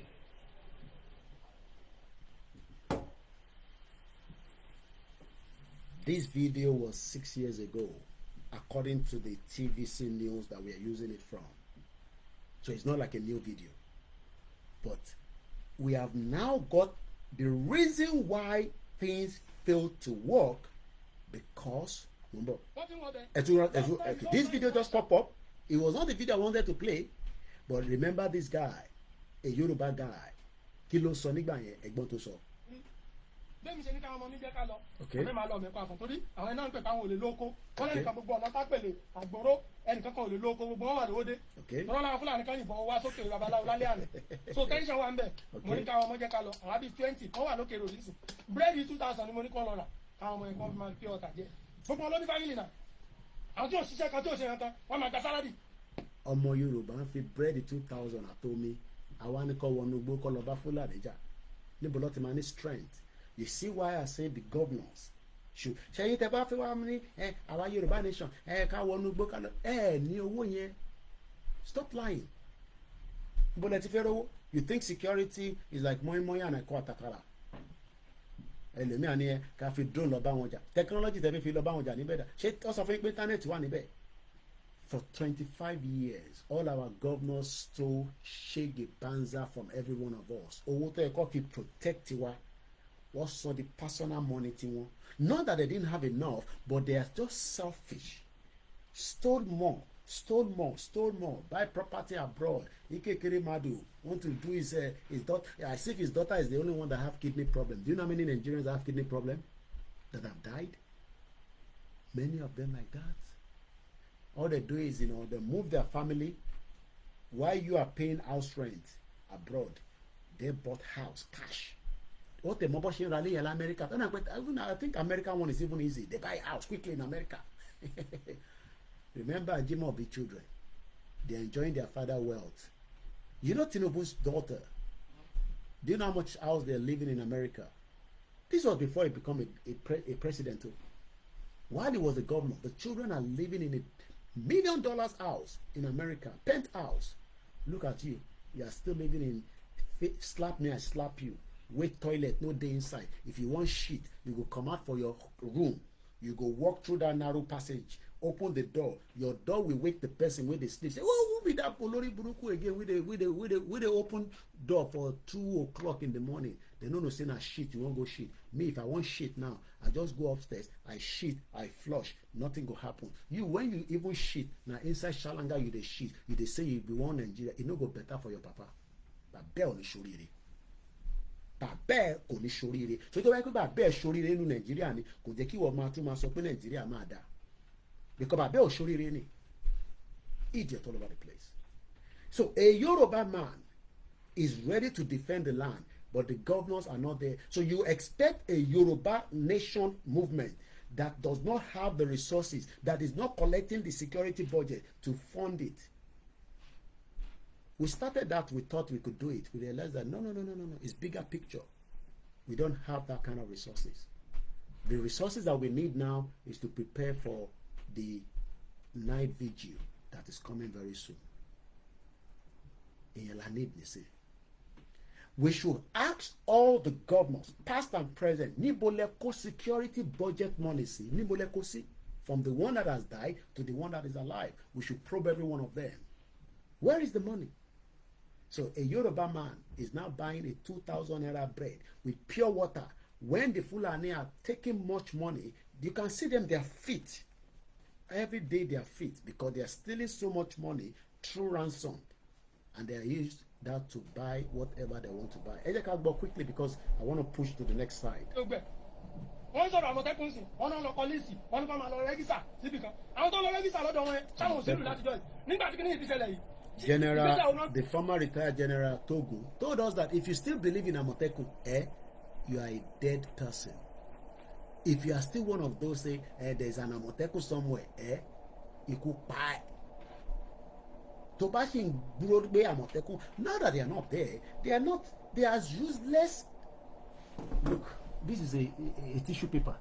The Amotekun not the personnel people, the brand, because the personnel people are ready to fight and defend Yoruba land. So ẹ̀yin kọ́ ni mò ń bá sọ̀rọ̀, ẹ má misquote mi o. I am talking about the brand, that Amotekun, and I think they put that either tiger or whatever they put. Amotekun is as useless as I can't even get anything coming out. I just use it to clean my mouth, and you just throw it like that. Useless. We didn't know that as well before until General Togo came out. General Togo retired was saying to us that Amotekun is useless. Money Nigeria is a fraud that needs to die quickly. Ó gbọ́dọ̀ kú kíákíá ká lè rí ayé gbé. Ẹ jẹ́ ká gba arákùnrin tán délẹ̀. Ó yẹ kí gbogbo àjọ wà lórí fíìmù yìí. Àwọn tá a gbowó, àwọn ń pàfọ́. Àwọn tí wọ́n yìí ní ó, àbí táwọn èèyàn rí gangan. I didn't even see their performance at all. It's as if we are just stupid, we don't know what we are doing. But tí ọ̀rọ̀ yìí, òun mo yẹ ní kí n wá sọ̀rọ̀ kí Sẹ́ríkí tó sọ̀rọ̀. Mo mọ̀ pé díẹ̀ ní Sẹ́ríkí á sọ. Tí ẹ bá fẹ́ gbọ́ ọ̀rọ̀ àbí ẹ fẹ́ mọ̀, àwọn àgbààgbà kan sì wà nínú kára yẹn. Kára market. Ó yẹ pé wọ́n ń ṣe inside meeting lábẹ́lẹ̀. Àwọn àgbààgbà kan sì wà nínú kára yẹn. Àwọn àgbà yẹn ẹ jẹ́ kí àwọn èèyàn yìí mọ̀ pé àwa ò lè lọ ilẹ̀ Haúsá, mo ti sọ láàfin rí. Àwa ò lè lọ ilẹ̀ Haúsá ká máa lọ ṣáyàwó. Ẹgbẹ́ bíbá yìí dáadáa. Ṣé wọ́n bí ọmọ Yorùbá kan dá kó rìnrìn àjò lọ sí north kó wá lọ jí àwọn èèyàn gbé ó wá fi wọ́n sínú igbó wọn láì mú painpain láì mú gùgùrú? You dare not. Ojúmọ́ ká máa rẹ́ ìpọ̀ ọmọ wọn. Àwọn kíní tó ṣẹlẹ̀ ń jẹta nìyẹn mo fi hàn yín. Ẹni tó ń gé lórí, ẹni tó ń dúnú, gbogbo abúlé tó ń finá sí, tí wọ́n bí Yorùbá kan dá kúrò ṣerú ẹ̀ náà. Tí Yorùbá yẹ pé mi ti súnmọ́ ọlọ́pàá, mo súnmọ́ ọlọ́pàá ni àti pé mo rí kólóyè mi ni mí. Mo kí àwọn fámìlì mi láti Ìlárò dé gbogbo ilẹ̀ Yorùbá, Ọlọ́run Elédùmarè bá ń dúró tì yín. A máa jọ délẹ̀ lérí àdúrà ní kẹ́yìn ṣáà máa ṣe fáwa, ẹ máa fàdúrà ràn wá lọ́wọ́ pé iṣẹ́ ta gbé dání àjọ máa ṣe àṣeyọrí lórí ẹ̀ ní pé Yorùbá ò ní dádúró ẹ̀yin rọ́lẹ̀ pa èèyàn olóṣèlú. Ẹ ti fi àjà àwọn èèyàn wa. Ẹ wo bí arákùnrin ṣe ń tara, ẹ wo bó ṣe ń tara. They are ready to work. Ilẹ̀ Yorùbá àwọn tó lè ṣe security wọ́n pọ̀ rẹpẹtẹ. Empower them, give them the tools, let them flush these people out. Ìyẹn ò ní stop àfigba country wa, but you refuse to. You refuse to. So because of our time constraint, ibi tá a lè fi gbà kọjá ibẹ̀ kọ́ láti. To the CDS. I'm gonna have to move this guy. He's gonna keep it. Ìyẹn DSS ń fẹ́ ká So dúró ẹ̀ tán. if you visit someone in the house, you'll be shocked that when the guy hears the police siren, Thank you. he will just pull his drawer, bring out his gun and keep it. L'America lè sọ yìí o. So one of my hosts did that, and I asked him, "Why are you putting gun here?" He said, "Well, if they are chasing someone, and he enters my house, I'll shoot him That's first." it. Ìmọ̀ àkọ́ padànù. And that is the layer we have to start thinking about. You hear that? How can you create? If Tinubu wants to do this layer and is achieving it, and he has achieved it, the day that Tinubu completes his tenure, all this layer will be destroyed. Ìyẹn la ṣe ń sọ fẹ́yìn tí ẹ̀ ń sọ pé Tinubu will build Nigeria. No, not that he cannot build Nigeria. Tinubu is more intelligent than Buhari, at least to some extent. But whatever structure he built, we are talking about people that are thinking about ethnic cleansing. The first thing is they will destroy everything that Tinubu built and they will put it back to the way they want it to be. So Tinubu will be the last president, and it will be the work of me and you to stop the next president that still wants to go to the north, because the north will deal with every one of us, from the devil of Sokoto that call himself Sultan of Sokoto, Olórí Burúkú, Olè Ajibole, Shaitan of Sokoto. Look at how a Yoruba man, eloquent, and I'm also proud that he's from Ijebu-Ode, ẹ wo bó ṣe ń sọ̀rọ̀. We've never seen or heard a DSS director speak like this to Nigerians and say, look, Nigerians, you gotta do what you have to do, man. defend yourself. But the military, I'm sure, I don't know why the cameraman did not give us the face of that Olori Buruku Nigerian military Musa, because they should have showed us his face while this Yoruba man was talking. That is how you will see the body language. He will be feeling uncomfortable because the Yoruba man is speaking the truth to the power. The Yoruba man should have just said, that is exactly what Igboho was doing, but the whole venue will just be bakala. Maybe Nigeria will explode from there. Imagine if you say, that is exactly what Igboho and Nnamdi Kanu are fighting for. Everywhere will turn fire for Abuja. Because that is exactly what they were doing. Nnamdi Kanu was set up ESN. Because the military failed. Rather, the military is going to kill the ESN. Instead of the military call up àwọn terrorists, àwọn ESN ló fi pa. That tells you that there's an ethnic agenda, an ethnic cleansing that needs to be stopped. And it can only be stopped about the country. Let's move swiftly because of my time. Line of defense. The military, Moki brother, I'm a Rogi giant. police, and other security agencies are to deal with the bigger ones, the organized ones. But it is impossible for us to deploy to every community in the country. You don't have the resources. It's not possible.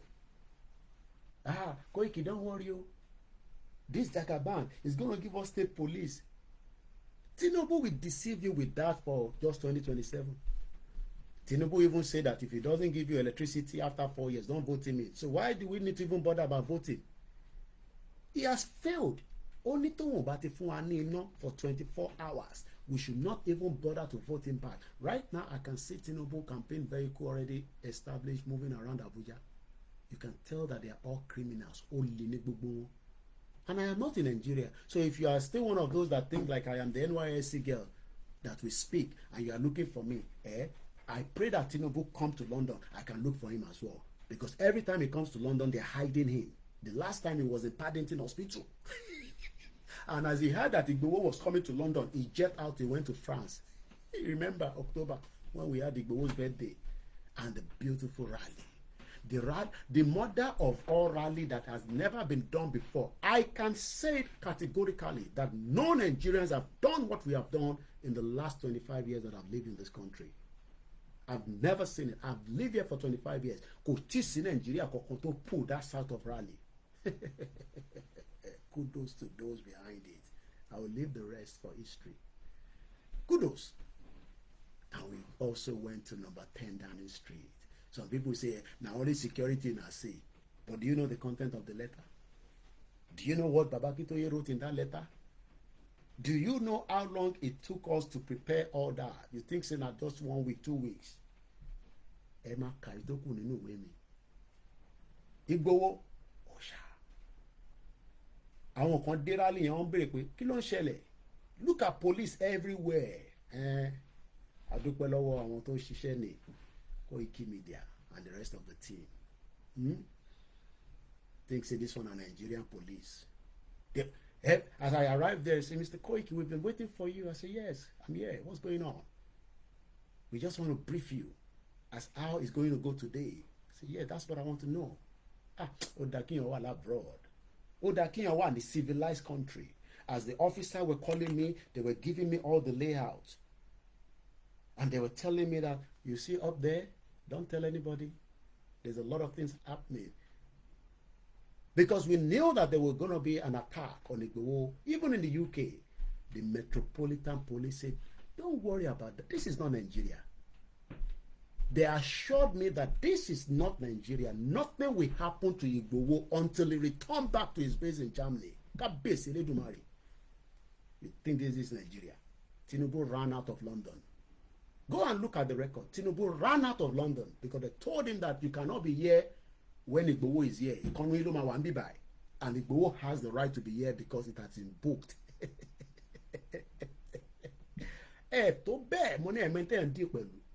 This is Koiki talking. They told Tinubu that it's either you are here or Igboho will go. But Igboho is going nowhere because Igboho has booked for Saturday. Igboho on Saturday. Tinubu is saying, so what's going to happen, Mr. President? Is it possible you can just fly your presidential jet, go out, and after Igboho finishes, you can come back? because we have a big deal tomorrow on Saturday, and it was a big deal. We will not give you every details of what happened, especially security-wise. You think say na more. You think say that they can close a whole road for Igboho representing Baba Akintoye and the Yoruba people. Ẹni kí Nàìjíríà kankan sọ fún yín pé ó ṣẹlẹ̀ rí bẹ́ẹ̀ ní UK kí wọ́n gba etí wọn pé rally kankan ṣe. I am not talking about other rally o. I am talking about a Nigerian rally in the UK kọ́ pa títì rẹ̀ fún yín. You think say na joke. Mo ní máa dé pẹ̀lú Nàìjíríà tí lè mọ tó ṣẹlẹ̀ níjọ́ yẹn ẹ jẹ́ ká bẹ̀rẹ̀ night vigil wàá lọ play video yẹn padà pé nǹkan kan ṣẹlẹ̀ ní London ní October a ṣẹ̀ṣẹ̀ mẹ́yẹ bọ̀ lápò ni tí rí nǹkan kan ẹ wo bó ṣe fún Ìgbòho láyè Ìgbòho bàbá dáadáa òun náà rárìn lọ kẹ́lẹ́ kò lọ kẹ́lẹ́ ó gbé wa dé Downing Street ni and they were working with time. That is what they call it, civilized country. They told us that at 2 o'clock the gate will be open, and the gate was open. The gate was open. Some people say, Igboho did not go inside. But they, because you don't know the meaning of diplomacy. You think say diplomacy is the one that you buy on the street of Ojuelegba. You think what we Tinubu, as at 2 years his presidency, he has not visited Downing Street. And name in Mosobe. Let his media team come out and say that Tinubu will visit Downing Street before the end of this year. Money, we will damage Nigeria from outside. We will report Nigeria to the international community. We will tell the world that there's ethnic cleansing happening. America is coming on Nigeria. I don't have the time to do that program yet. The ethnic cleansing on the Christian, Donald Trump will squeeze Tinubu balls. Ajawale. Donald Trump to forget about whatever Donald Trump is going to do in America. Let him deal with Nigeria from inside and outside. For killings of the Christians. Tinubu Catholic. Tinubu think that we can buy the same nonsense that he did when they were doing election and go and hire people to wear the I don't want to use the word costume, to wear the man of God outfit and bring them into a venue, and later on we realized that they were sharing money outside. These Moki Aziz,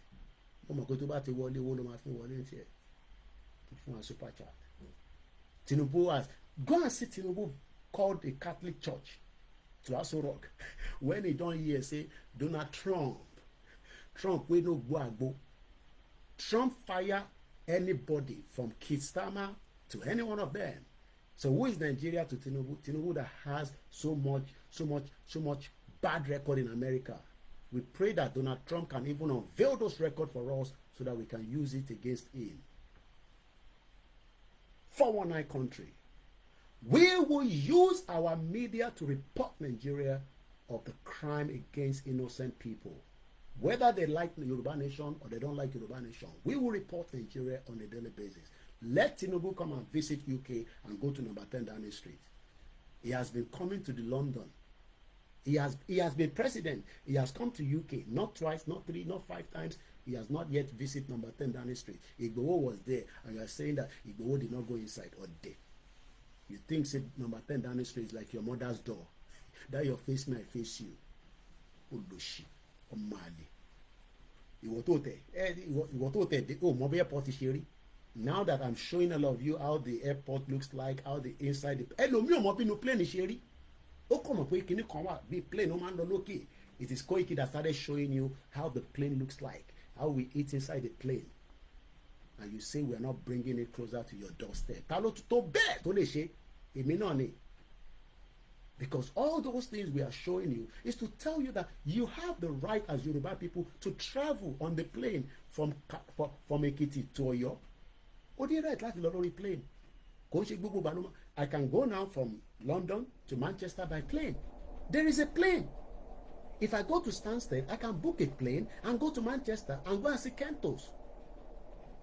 Kodibatoba travel abroad. We are living in a country and we cannot even travel from Abuja to Lagos. You don't have the plane fare. You go on the road, they kidnap you. This is the reason why we are not that I'm showing you what the plane looks like. I am just telling you how it feels to be a proud Yoruba man, where dignity, respect will be there, and your government will be working for you. President Tinubu has not worked for any one of us. He has failed every single one of us. His policy will never work because the Fulani will not allow his policy to work. It's a fact. So he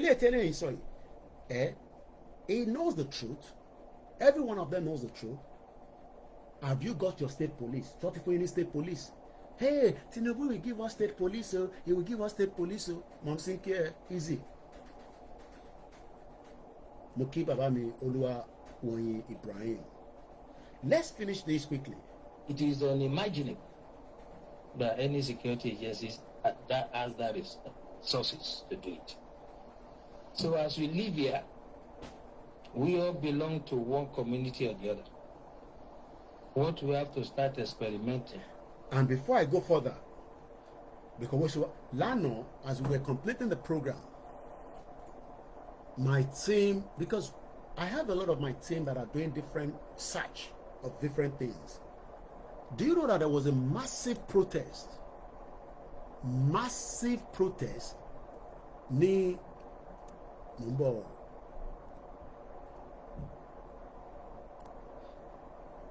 Yesterday, in the Serbians, ṣé ẹ̀yin ọmọ Yorùbá tá à ń sọ pé ẹ jẹ́ ká jáde, no, fi jáde o, lè jáde o, ṣé ìyẹn la máa fi gba Yorùbá nation? Let me quickly bring this in. We can come back to this one because bó ṣe rántí nísìnyí. Serbians, this is the Guardian, not the Guardian of Nigeria, the Guardian UK. And in this newspaper, they've asked me to donate all the time because they said I keep reading for free. You see, he said, Olele, Tabaso fáwọn èèyàn wa, ẹ support ilé-iṣẹ́, ẹ ràn wá lọ́wọ́. Ẹ ràn káwọn ìyàwó mi máa ní kí ló ń ṣẹlẹ̀. Ẹ support wa as a journalist. Kò jẹ́ kí n máa struggle, which is a fact. We are dedicated.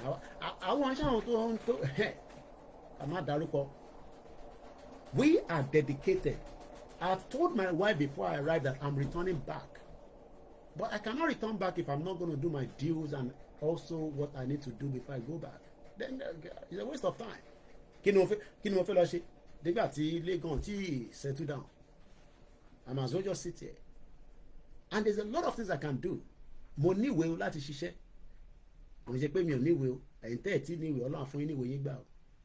But somebody must stand and do the job that you cannot do. So look at what this newspaper is telling me now. Number, we know. Emeta, seeing this message is annoying. Just like baby not saying repeat me, a dawo for me. It could be annoying. But if you want the truth and you don't want Sheyi Tinubu to buy me out, he cannot buy me out. And I'm being honest, because Sheyi Tinubu was not there when my mom was traveling as far back as 1970, 1980 with over $100,000. Imboni Baba Tinubu wa, Imboni Sheyi Tinubu wa, Imboni Tinubu gongo wa. If they can buy you, they cannot buy me. But what we are saying is that as a media personnel, we need to continue to tell the public, this is what Guardian is saying as well. We know. Lemeta, saying this message is annoying. We know that. Imagine what is it like writing them. But it is also extremely important. One of the Guardian greatest assets is the reader funding model. One of the greatest assets of Koikimedia is you funding it so that it does not fail, especially during this crucial period of Yoruba nation. This is exactly what the Guardian is saying. So Tabani, yes. Nothing. We are deceiving each other. The reader funding means we can cover what we like. If you fund me, I can call Tinubu a drug baron. I don't care because evidence points that he's a drug baron. Whoa, BAIT Dako Sobe. That is what they call independent media. Fear nobody. Fear only the creator and speak the truth. mo ní tá bá dalẹ̀ Yorùbá kílẹ̀ Yorùbá kó yọ̀ mí lẹ́sẹ̀kẹsẹ̀. We are sacrificing every day. Tẹ́yìn bá sọ déré èmi ò ṣe déré tí gbogbo àwọn platform tó kù bá ti sọ Yorùbá nation déré èmi ò sọ déré níbí báyìí because I know what it means for freedom. I am free, but I am not free to go to Yoruba land because the Fulani has already taken our land. Before we read the article of Intimofix Ogongon, reader funding means that we can cover what we like. We are not beholden to the political whims of the billionaire owner. I don't give a damn about Tinubu, whatever amount of money he has.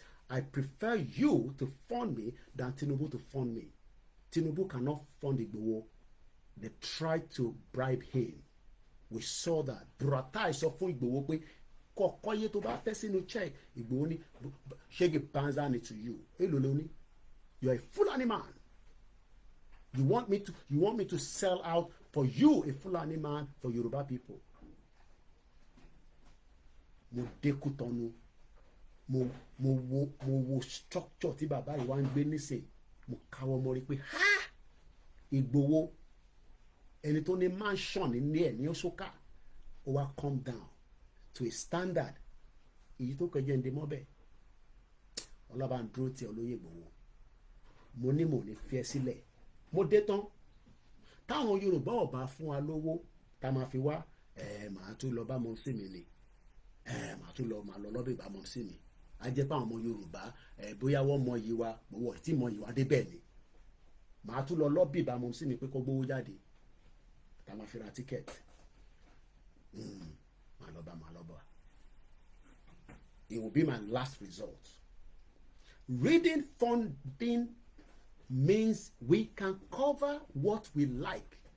We are not beholden to any political whims of billionaire owner. No one can tell us what not to say, nor what to report. Last yesterday, my mom was saying, "Show my queen your comment." Most of mom saying, "Money could sink on the journalist who saw." This was a conversation between my mom and yes, it's a private conversation, but I'm telling you now, I am a journalist. I am not a blogger. I am not scared of anything to say. Because fact is there of everything I say. And that's exactly what they're saying here. We are not beholden. That's what this paper is saying. No one can tell us what not to say or what not to report. I will report if anything is there to report. Reader funding, just like listener funding. Reader funding means that we don't have to chase click and traffic. I don't need YouTube to be giving me traffic because share my program. The reason why I stopped using that word, if you want to share, one can share to that. Pastor Jerry ojoojúmọ́ ló ń ṣe program Monday to Friday, over 200,000 people ló ń wò. Ìgbàláwo lẹ wá níbẹ̀ tẹ́ ẹ̀ rí gbàdá níbí báyìí. Ibi báyìí gangan ìgbàlá wà. This is where the truth must be coming out. But I condemn Christianity, I condemn Islam. And every day, Pastor Jerry sọ pé kẹ́ share. Gbogbo ọlọ́ máa ń sọ. So, tí wàá jẹ́ pé àwa tá a fẹ́ níyàn, a gbọ́dọ̀ sọ pé kẹ́ share. Let's go further. Reader funding means we can keep our website open, allowing as many people as possible to read quality journalism from around the world, especially people who live in places where free press is in peril, like that Olori Bruku country you're calling Nigeria, where there's no free press, where they continue to gag people. They don't want people to say their mind. And you want us, diaspora, to return back to that level. We cannot, if you are living that level, we cannot live in that level. And the last tweet, it says, support from £4 monthly. Support £12 monthly. Unlock all access digital benefits. Support with any other amount. This is a paper saying exactly. So it could be annoying. You are listening to the program. Support. Boy. It is called journalism. true journalism will continue to demand and ask, not demand but plead. I am not the brown envelope. Let's go back to Serbian. Ibi tí mo fẹ́ lọ gangan. Do you know that yesterday was extremely hot? Mo ní protest ó máa ń rú nǹkan jáde ni. Protest ó máa rú nǹkan jáde. Yesterday, as we were completing the program, tó bá jẹ́ pé mo gbọ́rọ̀ yẹn lánàá màá ti lò mọ́ program. Let's listen to what happened. The Serbians staged huge H-U-G-E, huge protest in Belgrade against their president. Imagine Nigerians now staging protests against Tinubu. Do you know what is going to happen? They will attack everybody, Abi. They will kill everybody. They'll put everybody in prison. Because that is not a free society anymore. We are not in a military era. So Tinubu must allow freedom of speech. He must allow people to protest. So you expect people in Belgrade to come to Nigeria and protest on your behalf. So when their own country is good now, you will now get a ticket. You get a visa. And you expect them not to bully you, not to racism against you. Because they will call you monkeys. Because ọ̀dẹ̀lẹ̀ yín tẹ̀yìn ò lè jà fún rántí yín. Àwa jà fún rántí wa. Ẹ̀yin wá fi wá gbalẹ̀ mọ́ wa lọ́wọ́. Ẹ fi wá gba iṣẹ́ mọ́ wa lọ́wọ́. Is that not what they are saying? As at Tuesday last week, people are still telling me during the funeral that they are still being racist in Liverpool, in Manchester, in outside London, even in London. So what are we talking about? So when they finish fight now and they got what they want, you will now go there. You go and live with them in Belgrade. Mélòó ni population wọn? Mélòó ni population tàwọn? But they are fighting. Belgrade is the capital of the southeastern European country of Serbia. Serbia itself is 1.3 kò ní dá fún gbogbo ẹni tó bá sọ pé ká má gba Yorùbá nation. Ogun máa pa gbogbo yín ni ẹni ṣòro ìkànnì yín. Serbia is 1.3 million. As at yesterday, their people came out to fight, to demand a protest against their president. And it goes like this. Who are those people? Farmers and the bikers joined the students in a climax to movement that Alexander Visu labels an imported revolution. Let's go further. A vast demonstration has been gathering in Belgrade, in Serbia, making the climax of more than 4 months. Ìwọ tó ń sọ pé tàbá ti jáde night vigil, ọjọ́ kan ni, ó lè má jọjọ́ kan. Ṣó ń gbọ́ nísìn, mo ní bíbá in international platform. Ibi ìbàyí ló ti máa gbọ́ nǹkan tó ń lọ lágbàáyé torí pé ibi ìbàyí ni wọ́n ṣe ń pè ní Koikimedia, bringing the world closer to your doorstep.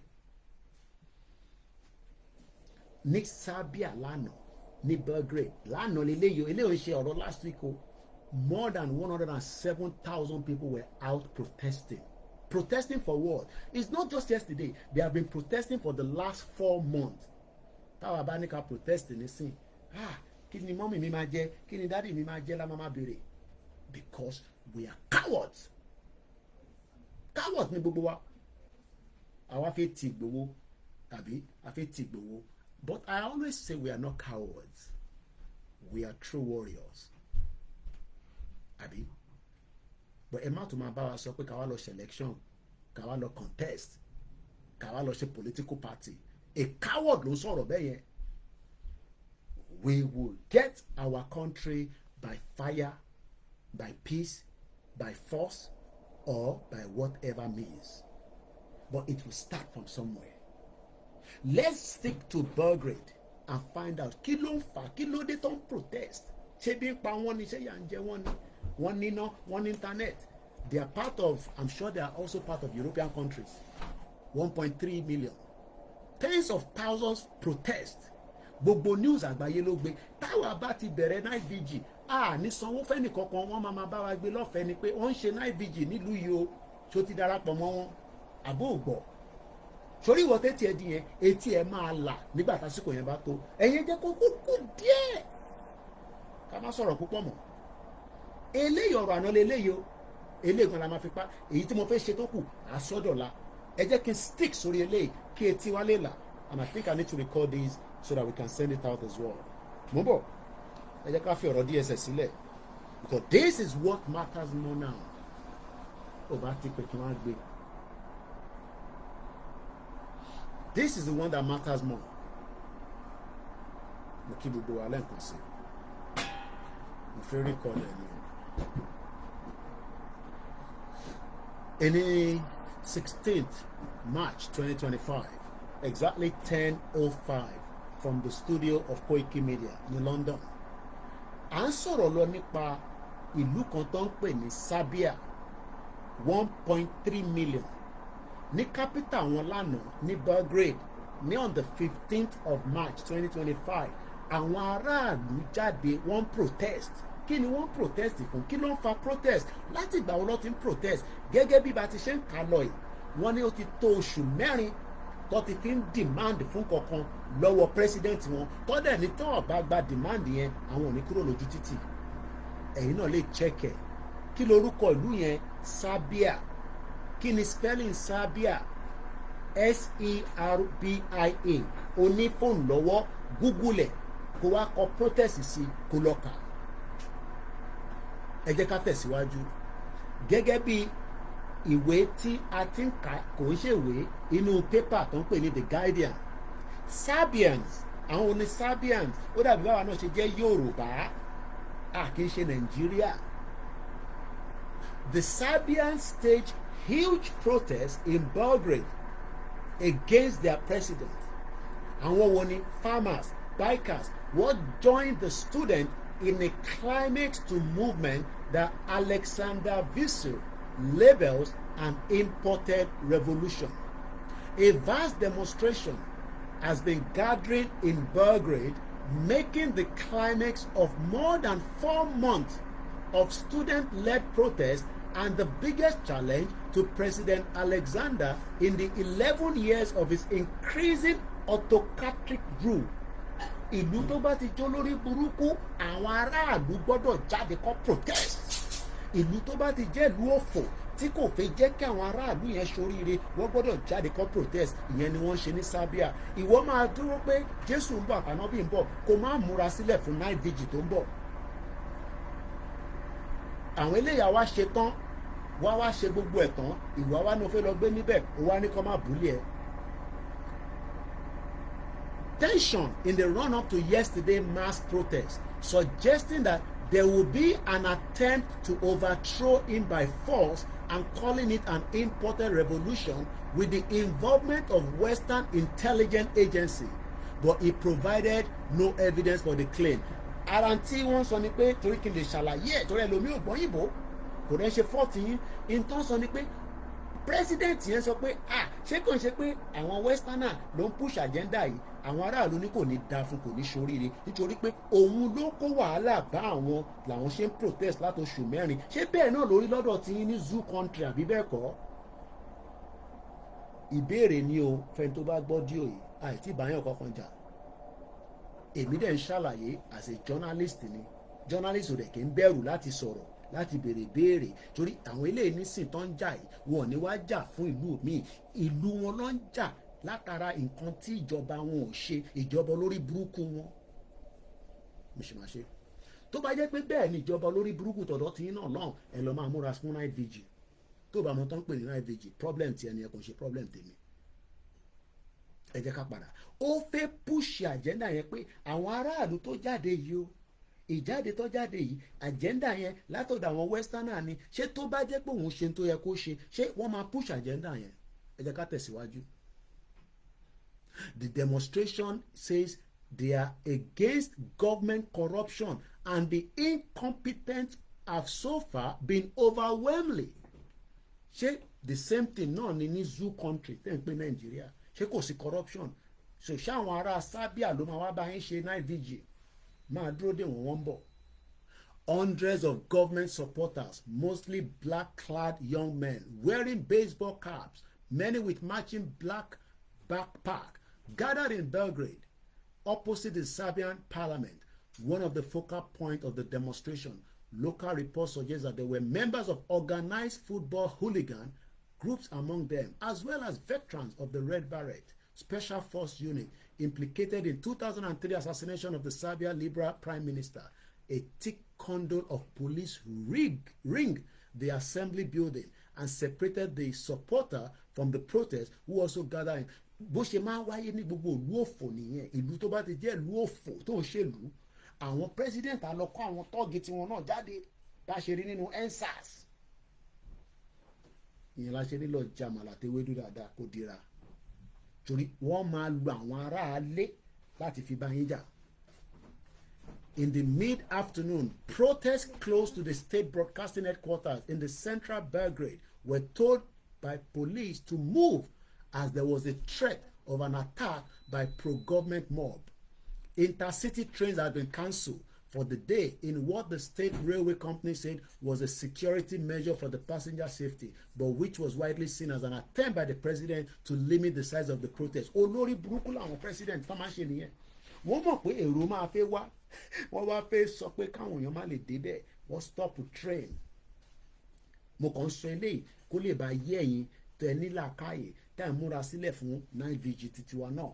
Torí gbogbo nǹkan la kọ́ máa fi gbogbo ẹnu sọ̀rọ̀ mọ́. Ẹni tó bá ti yé ẹ kò lè yé ẹ náà nìyẹn. Ẹni tó bá gbọ́ tó bá yé ṣàlàyé fẹ́ni tó yé. But the long convoy of cars converged on the Belgrade from across the country. Àwọn èèyàn trúùpù pèsè bó bá wùn yín kẹ́ close the train àwọn máa fi mọ́tò tàwọn dé city yẹn sẹ́ àwọn bọ̀ fún protest. Flying national flags and banners in support of the student cause. In the road leading to the city, scores of tractors joined the procession, signal farmers' support for the protest movement, as well as hundreds of bikers riding into the town. Wọ́n náà àwọn tó jẹ́ àgbẹ̀ wọ́n náà support wọn. Àwọn tó jẹ́ bikers wọ́n support àwọn students yìí. Oṣù mẹ́rin náà ti fi ń jà fún protest yìí. Kò sẹ́ni tó sọ pé ó sóhun. Kò sọ̀rọ̀ school níbí báyìí. The European Union and the United Nations has now appealed to the government ahead of the rally to respect the right to demonstrate. Bó ṣe máa rí náà nìyẹn tí náà ìbíjì tí wọ́n bá bẹ̀rẹ̀. But wọ́n ní appeal fáwọn ká gbọ́ pé ká lọ dúró ká lọ ṣe ní country ẹ̀ no. Appeal tiwa ni pé kólúkàlùkù máa lọ. Ìta bára wa ṣe ti tó. Mo kàn mú ilé wá láti fi ṣàlàyé díẹ̀ fẹ́yìn tí ẹ gbàgbọ́. President has cultivated Donald Trump approving the construction of a Trump hotel in Belgrade and on Thursday give an interview. Ẹ jẹ́ ká wo bí a kò lè rí soundtrack bó ṣe lọ ní Serbia èyàn lánàá. Ṣe rí sound bó ṣe ń dún irú sound yẹn la máa need nígbà tá a bá bẹ̀rẹ̀ night vigil. Sound tó máa dún tàdúrà máa lọ gbùdù tí gbogbo ẹ̀ máa roll. Ẹ gbọ́ sound yẹn lẹ́ẹ̀kan sí gbogbo ẹni tó bá láǹfààní àti gbọ́ audio yìí.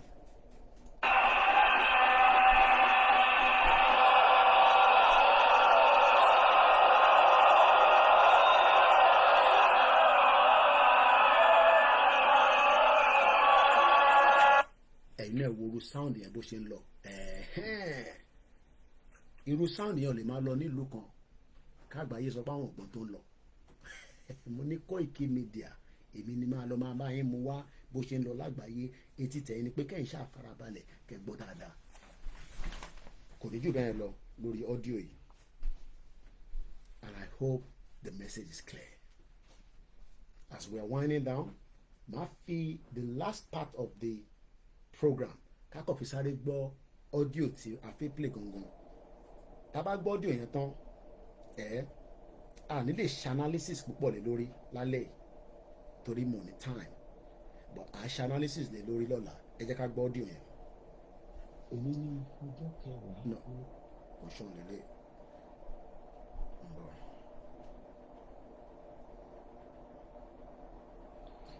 Ẹ kú dédé àkókò yìí o. Mo kí nílé lóko àti lájò. Ẹ má bínú mo bọ̀ mo fẹ́ èyí tí mo ṣe nísìn mo fẹ́ send ẹ̀ síta. Hello, good evening. No kò ṣàn lélẹ̀ èyí tá a ṣe ṣe ẹ̀ nísìn okay ẹ máa wà ní the other side alright ẹ jẹ́ ká play lé mi. Ẹ kú iṣẹ́ gbogbo ẹ̀yin agitators lórí kó lè dá lórí ètò Yorùbá Nation tí ẹ gbé dání kò ní jábọ́ lọ́wọ́ yín o. Mo fẹ́ ṣe ṣítí fún gbogbo àwọn ènìyàn, fáwọn tó ń gbọ́ tí wọ́n gbà, fáwọn tó sì gbà wọ́n sì ní ìrẹ̀wẹ̀sì ọkàn láti tẹ̀síwájú nípa ọ̀rọ̀ Yorùbá Nation. Mo fẹ́ ṣàpèjúwe kan fún yín látara olóyè wa Sunday Ìgbòho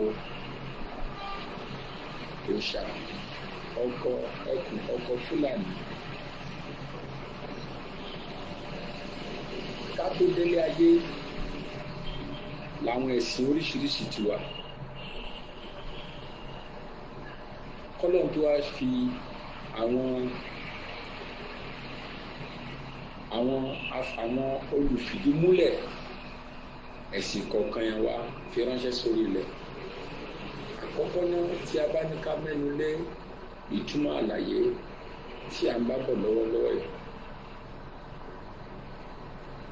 a bá ẹ̀sìn Kristẹni, a bá ẹ̀sìn Mùsùlùmí, bẹ́ẹ̀ náà tún ni a tún bá ẹ̀sìn àbáláyé. Ó jẹ́ ẹ̀sìn mẹ́ta tí ó dá lójú pé mi ò rí ẹni tí a lè bèrè ọ̀rọ̀ nípa rẹ̀ tí yóò sọ wípé òun ò mọ ẹ̀sìn mẹ́tẹ̀ẹ̀ta yẹn, pé ẹ̀sìn tí òun bá láyé ni. Ká gbà bẹ́ẹ̀ ká sì tẹ̀síwájú. Ẹ̀sìn Kìrìsìtẹ́nì ó ti wà tipẹ́tipẹ́, ó ti pẹ́ ọ̀nà ti dì. Àmọ́ ká tó wá mọ̀ wípé ẹ̀sìn Kìrìsìtẹ́nì ń bẹ. Àtàrà Jésù Kristi ni. Kí ló sì wá jẹ́ ká dá Jésù Kristi mọ̀? Ẹ̀sìn Kìrìsìtẹ́nì torí ẹ̀sìn tó ti ń bẹ ká tó bí wọn. Òun lọ́lọ́run fi wá ránṣẹ́ tó fi jẹ́ kí ẹ̀dí ẹ̀sìn Kìrìsìtẹ́nì kó múlẹ̀ tó sì gbòòrò sí i, tó fi di pé ó bẹ̀rẹ̀ sí ní ẹ̀ka oríṣiríṣi láti inú rẹ̀. Gẹ́gẹ́ bí ìtẹ̀síwájú mi nípa ọ̀rọ̀ ẹ̀sìn Kìrìsìtẹ́nì tí Olúwa fi Jésù Kristi fi ṣe olùfìdímúlẹ̀ rẹ̀ tó di ohun tó ó gbàgbó ó gbàyè káàkiri gbogbo àgbáyé. Ẹ jẹ́ ká fojú inú wò ó. Ẹ̀sìn Mùsùlùmí ó ti ń bẹ ọ̀nà ti jìn, ó ti ń bẹ ọ̀nà ti jìn. Káwọn tó fẹ́ fẹ́, àwọn tí ò fẹ́ ò fẹ́, àwọn tó gbàgbà, àwọn tí ò gbà ò gbà. Kọ́lọ́n tó wá fi olùfìdímúlẹ̀ tí a lè tara ẹ̀sìn Mùsùlùmí mọ̀ gẹ́gẹ́ bí Ànábì wa Muhammad sallallahu alaihi wa sallam. Ẹ̀sìn Mùsùlùmí ti ń bẹ ọ̀nà ti jìn gbọ́nrin kése. Kí ló wá jẹ́ ká dá Ànábì mọ̀? Ẹ̀sìn Islam ló jẹ́ ká dá Ànábì wa Muhammad mọ̀. Kí ló wá fìdí ẹ̀sìn Islam fi múlẹ̀? Ká ló lú ẹ̀ tọ́lọ́ fi ránṣẹ́ pé òun ní kó fi múlẹ̀ kó lè bá a gbòòrò. Ànábì Muhammad atara ẹ̀sìn Islam mọ́ Muhammad. Ọlọ́run wá ṣe Muhammad sallallahu alaihi, Ọlọ́run wá ṣe lẹ́ni tó lè fìdí ẹ̀sìn náà kan múlẹ̀ tí ó fi hàn kárí ayé. Tábà lọ tábà bọ̀, kò síbi tá a lè sọ̀rọ̀ sí nípa ẹ̀sìn Islam lórí Ànábì náà láti gbé ìtàn. Tábà lọ tábà bọ̀ lórí ẹ̀sìn Kristẹni, kò síbi tá a ti gbé orí Jésù níbo láti padà parí ẹ̀sìn orí Jésù náà lórí àwọn orin gbọ̀ngbọ̀ngìrì olùfìdímúlẹ̀ ẹ̀sìn kọ̀ọ̀kan tó fi hàn kárí ayé. Tábà ní ká sọ nílẹ̀ kẹta, ẹ̀sìn àbáláyé ti ń bẹ ọ̀nà ti jìn, ó ti ń bẹ ọ̀nà ti jìn, ó ti ń bẹ mọ́rin kése tí ẹ̀sìn àbáláyé ti ń bẹ. Kí ni nǹkan tí a wá fi fẹ́ dá ẹ̀sìn àbáláyé mọ̀? nípa ètò ní àti àpọ́nlé tọ́lọ́run dá sínú rẹ̀. Ifá olókun asọ̀rọ̀dayọ̀ ni. Ifá olókun asọ̀rọ̀dayọ̀ ló wá jẹ́ ká mọ̀ pé ẹ̀sìn àbáláyé ń bẹ, torí pé Ifá olókun asọ̀rọ̀dayọ̀ lọ́nà ní kó wá fìdí ẹ̀sìn àbáláyé fi múlẹ̀, torí ẹ̀sìn àbáláyé ti ń bẹ tipẹ́tipẹ́. Káwọn tó mọ̀ àwọn tó mọ̀ ọ̀sìn, àwọn tó gbàgbà, àwọn tí ò gbà ọ̀sìn gbà. Kí Ifá olókun asọ̀rọ̀dayọ̀ tó wá dé. Ifá olókun asọ̀rọ̀dayọ̀ lọ́nà wọn á sọ pé kó jẹ́ olùfìdímúlẹ̀ ẹ̀sìn àbáláyé, tó fìdí wípé ẹ̀sìn àbáláyé ó tẹ̀síwájú. Kí ni mo fẹ́ fàyọ? Bó pẹ́ bó bá yá, ẹ máa mọ̀ nípa ọ̀rọ̀ tí mo ń bá ń bọ̀ nípa ọ̀rọ̀ Sunday Igboho òòṣà ẹkùn ọkọ̀ Fúlàní. Yorùbá ti ń bẹ látọjọ́ tó ti pẹ́, Yorùbá sì ti ń jìyà látọjọ́ tó ti pẹ́. Yorùbá ti ń bẹ látọjọ́ tó ti pẹ́, Yorùbá sì ti ń jìyà látọjọ́. Yorùbá ti ń bẹ lóko ọdún látọjọ́ tó ti pẹ́. Ẹ gbọ́ mi yé. Kí ló fẹ́ á jẹ́ ká rí kí àwọn Yorùbá kò lóko ẹrú? Sunday Igboho lójú àti ránṣẹ́. Yorùbá nation ti ń dọ́gbẹ́ tipẹ́. Yorùbá nation ó ti ń dọ́gbẹ́ tipẹ́. Kí ló fẹ́ á jẹ́ ká fìdí múlẹ̀? Kí Yorùbá ṣe nation fìdí múlẹ̀? Kí Yorùbá kò fìrá ìkó lóko ẹrú? Sunday Igboho lọ́wọ́ àwọn bàbá ránṣẹ́. Sunday Igboho òòṣà bàbá dámì lọ́nà fi ránṣẹ́ pé olùfìdí múlẹ̀ Yorùbá nation, olùfìdí múlẹ̀ bí Yorùbá ó ṣe kó lóko ẹrú.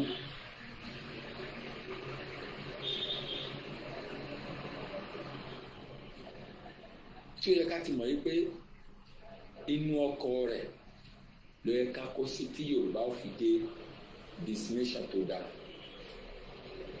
Inú ọkọ̀ Sunday Igboho tó lu àfiránṣẹ́ pé kó wá fìdí àti kó nínú oko ẹrú Yorùbá ká fi wọnú ọkọ̀ Yorùbá nation fi dé èbúté àwọn tó ń gbọ́ wọ́n gbọ́ ni wọ́n sì gbà.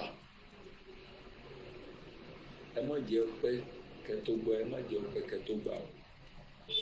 Torí tí ẹ bá gbọ́ ìtàn tí mo ń bá bọ̀ látòrí Jésù olùfìdímúlẹ̀ ẹ̀sìn Kìrìsìtẹ́nì, Ànábì Muhammad olùfìdímúlẹ̀ ẹ̀sìn Ìsìlámù, Ifá olókun asọ̀rọ̀dayọ̀ lolùfìdímúlẹ̀ àwọn ohun ẹ̀sìn àbáláyé. Sunday Igboho lọ́nà fi ṣe olùfìdímúlẹ̀ bí Yorùbá ó ṣe kó lóko ẹrú. Olùfìdímúlẹ̀ bí Yorùbá ó ṣe kó lóko ẹrú ni. Ẹ jẹ́ ká fojú lúwo látẹ̀yìn. Ẹ jẹ́ ká fojú lúwo láti ìgbà tó ti pẹ́. Ṣé a sọ pé kò sẹ́nìkan tó jìjàǹgbara bí Yorùbá ṣe kó lóko ẹrú rí ni? Ṣé a sọ pé kò sẹ́nìkan tó gbìyànjú ẹ̀rí ni? Wọ́n gbìyànjú, àtàwọn òkà ni. Wọ́n ṣagbára, wọ́n ríṣẹ́ ni. Kọ́lọ́n tó wá gbé olóyè Sunday Igboho dìde, òun ló fẹ́ jẹ́ aṣíwájú olùtẹ̀síwájú bí Yorùbá ó ṣe jẹ́ jálẹ̀ sí bó ṣe délẹ̀ sí èbúté. Nítorí náà mo bẹ̀ yín, mo rọ̀ yín, ẹ má jẹ́ ọpẹ́. Nítorí náà mo bẹ̀ yín, mo rọ̀ yín, ẹ má jẹ́ ó jìnnà. Nítorí bẹ́ẹ̀ mo bẹ̀ yín, mo rọ̀ yín, ẹ jẹ́ ká gbéra ká dìde, ká ṣàtìlẹ́yìn fún ẹni tọ́lọ́run rán láti fìdí àti kó lóko ẹrú Yorùbá. Ẹ jẹ́ ká tìlẹ́yìn ká lè ráyè tẹ̀síwájú, ká ráyè kó lóko ẹrú. ọ̀rọ̀ mi rèé o ọlọ́run á ṣe wa létí inú á sì fún wa ní ayọ̀ ọkàn agídí inú ò ní bá wa jà torí ọ̀rọ̀ tẹ́ ń bẹ́ńbẹ́ o ọ̀rọ̀ tẹ́ ń bẹ́ńbẹ́ ọ̀rọ̀ tẹ́ ń bẹ́ńbẹ́ tí a bá yọ tọ̀tẹ̀ kò tá a sì yọ ìkórìíra kò tá a yọ ìlera kò mo rò pé gbogbo ẹ̀ ó ṣe é ṣe yóò sì jẹ́ rọrùn láṣọ ọlọ́run bá àdọ̀múre o ohun tí wọ́n ní kí n jẹ́ níṣẹ́ ni mo jẹ́ yìí o àtúnjẹ́túnjẹ́ tó bá tún kù síbi kan tó ń tún ràn mí màá tún máa jẹ́ kẹ́ máa gbọ́ salamu alaikum wa rahmatullahi wa barakatuh.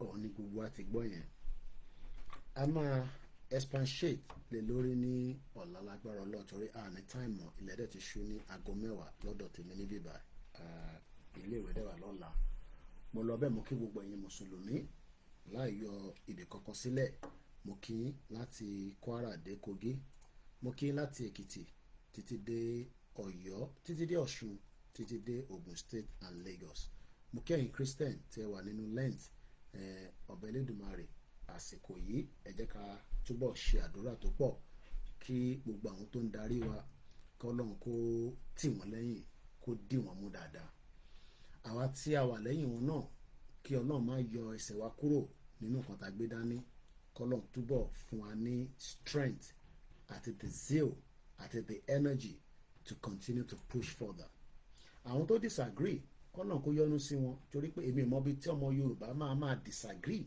pé kí ìran ẹ̀kọ́ bọ́ nínú ìdààmú àti wàhálà àti fìtínà tí ìlú ìkó wa sí kò sẹ́ni kankan tó ń bá ẹnì kankan jà bí ṣe máa ń sọ ẹ nífẹ̀ẹ́ Tinubu tó wa but ibi tí Tinubu ń gbé wa lọ ó ti yàtọ̀ mo lọ bẹ́ẹ̀ mo kí ìyàwó Ajé Olókun ọkùnṣẹ́ takuntakun gbogbo àwa tí à ń ṣe gbìyànjú àwọn kan jáde látara pé wọ́n tún rí kódà pé nǹkan yẹn ń slow díẹ̀ ara tàwọn ìyá ìbá ti ṣe sọ tẹ́lẹ̀ rí ìyá tí kò tẹ̀ ní intention láti fi máa sọ̀rọ̀ Yorùbá nation wọ́n náwó ní background ni lọ́tún ló sì lójoojúmọ́ àmọ́ nígbà tí wọ́n rí pé ó dà ń pé nǹkan tún ń slow down bóyá táwọn náà bá tún fọwọ́ bá wa kún gbogbo gbàkigbà tẹ́ bá ti ń rí prógrámù ìyá wa Ajé Olókun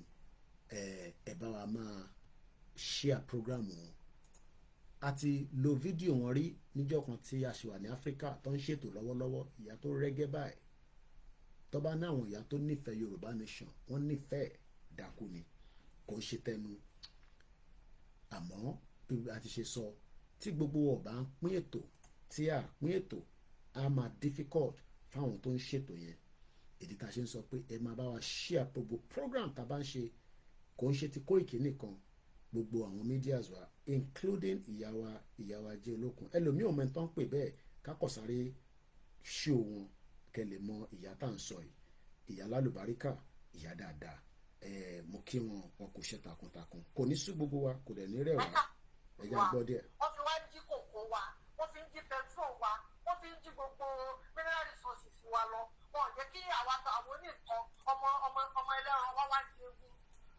ọmọ aláṣọ wa ń wà kìsà ibi wa ń pa wá àwọn Chinese àwọn náà wọ́n wà kìsà wa lọ. Nàìjíríà gọ́ọ̀mẹ̀ntì dẹ̀ mọ̀ ṣùgbọ́n ó bèèrè wọn torí pọ́fẹ́ fìyà jẹ yín ni ọ̀fẹ́ ṣé ẹ̀ mọ̀ yín pé ókè ní ìsìn ṣẹ́rí ìlú tí mo wà yìí Ọlọ́run God bless Republic of Ireland. Bẹ́ẹ̀ni God bless UK. tó pọ̀ jù bẹ́ẹ̀ni bọ́lá ṣe rí lọ. wọ́n máa fún ẹ ní nǹkan kan bẹ́ẹ̀ni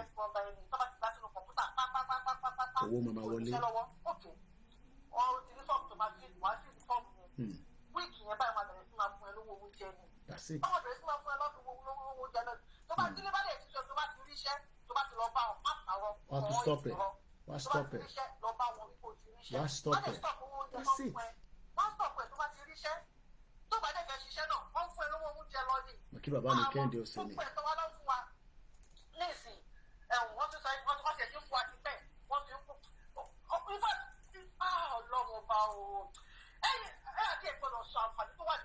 nìkan kí ló dé ní nínú ìlú yìí tí wọn ò ní nǹkan kan wọn ò ní nǹkan kan nínú ìlú yìí kọ̀ọ̀kan ta ní nàìjíríà mineral resources ta ní nàìjíríà.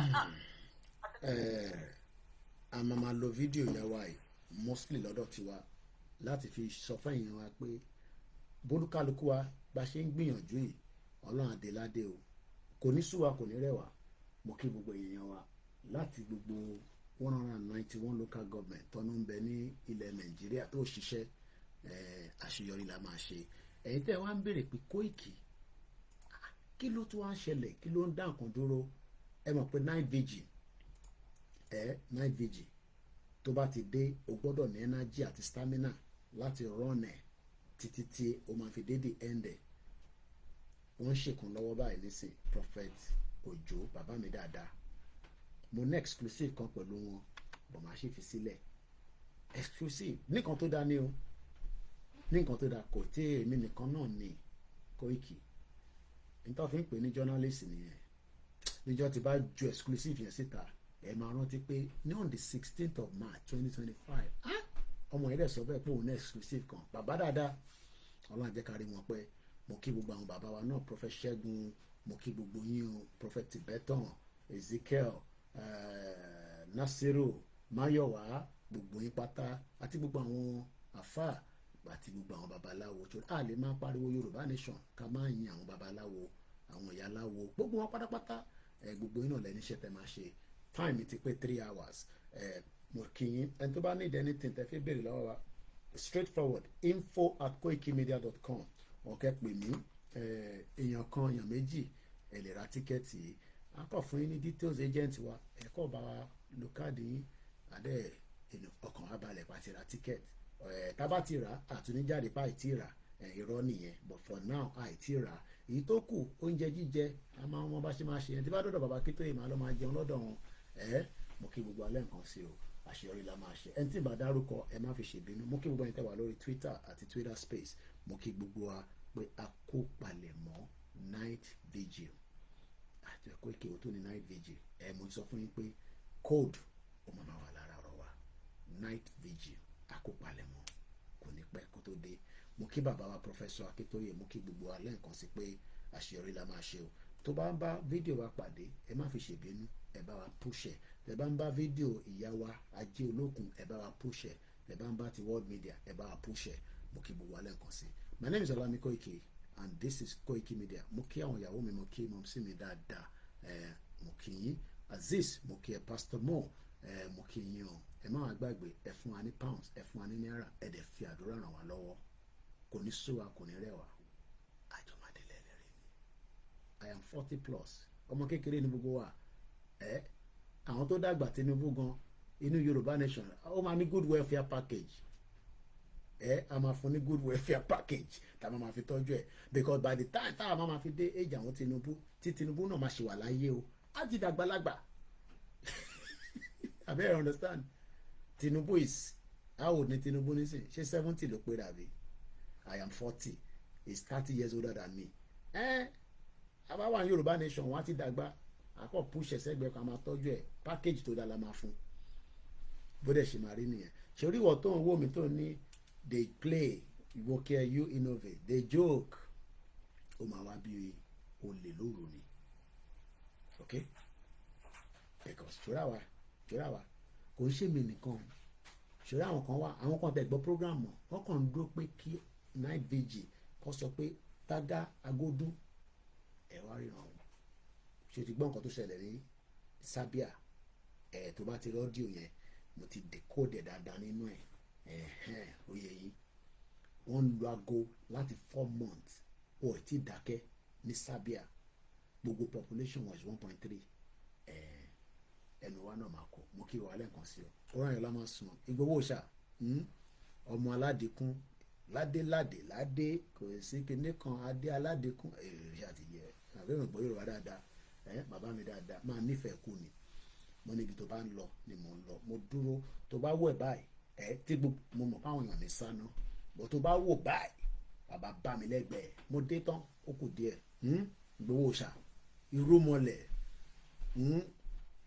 èèyàn mi dáadáa Ìgbòho ṣá love him too much ó gbéra wálẹ̀ fèmí àti ẹ ó gbé rẹ̀ wálẹ̀ pátápátá ṣòrí ìwọ tó ń sọ kábàkábà tó jókòó sí abroad ọlọ́mọ ẹ̀ kò fẹ́ rí ẹ kò ń ṣègbè ló máa ṣépè fún ẹ àwọn alálẹ̀ ló máa fi èpè ránṣẹ́ sí ẹ look at him olówó wa come down sí level gbogbo wa torí kíni olówó nígbòwò wọn wò báyìí títí pé come down sí level wa everybody wan pe Ìgbòho ọ bíbá bẹ́ẹ̀ dà kó pe Ìgbòho ní bẹ́ẹ̀ bí 15 years ago káwọn èèyàn máa fọrí ẹ kọ́ máa lọ fi fagbọ̀n kọ́ fi ẹ sílẹ̀ ó dàrọ̀ ọ̀rọ̀ ayọ̀lá máa sùn Azeez èèyàn ti Koikimedia one love bye for now.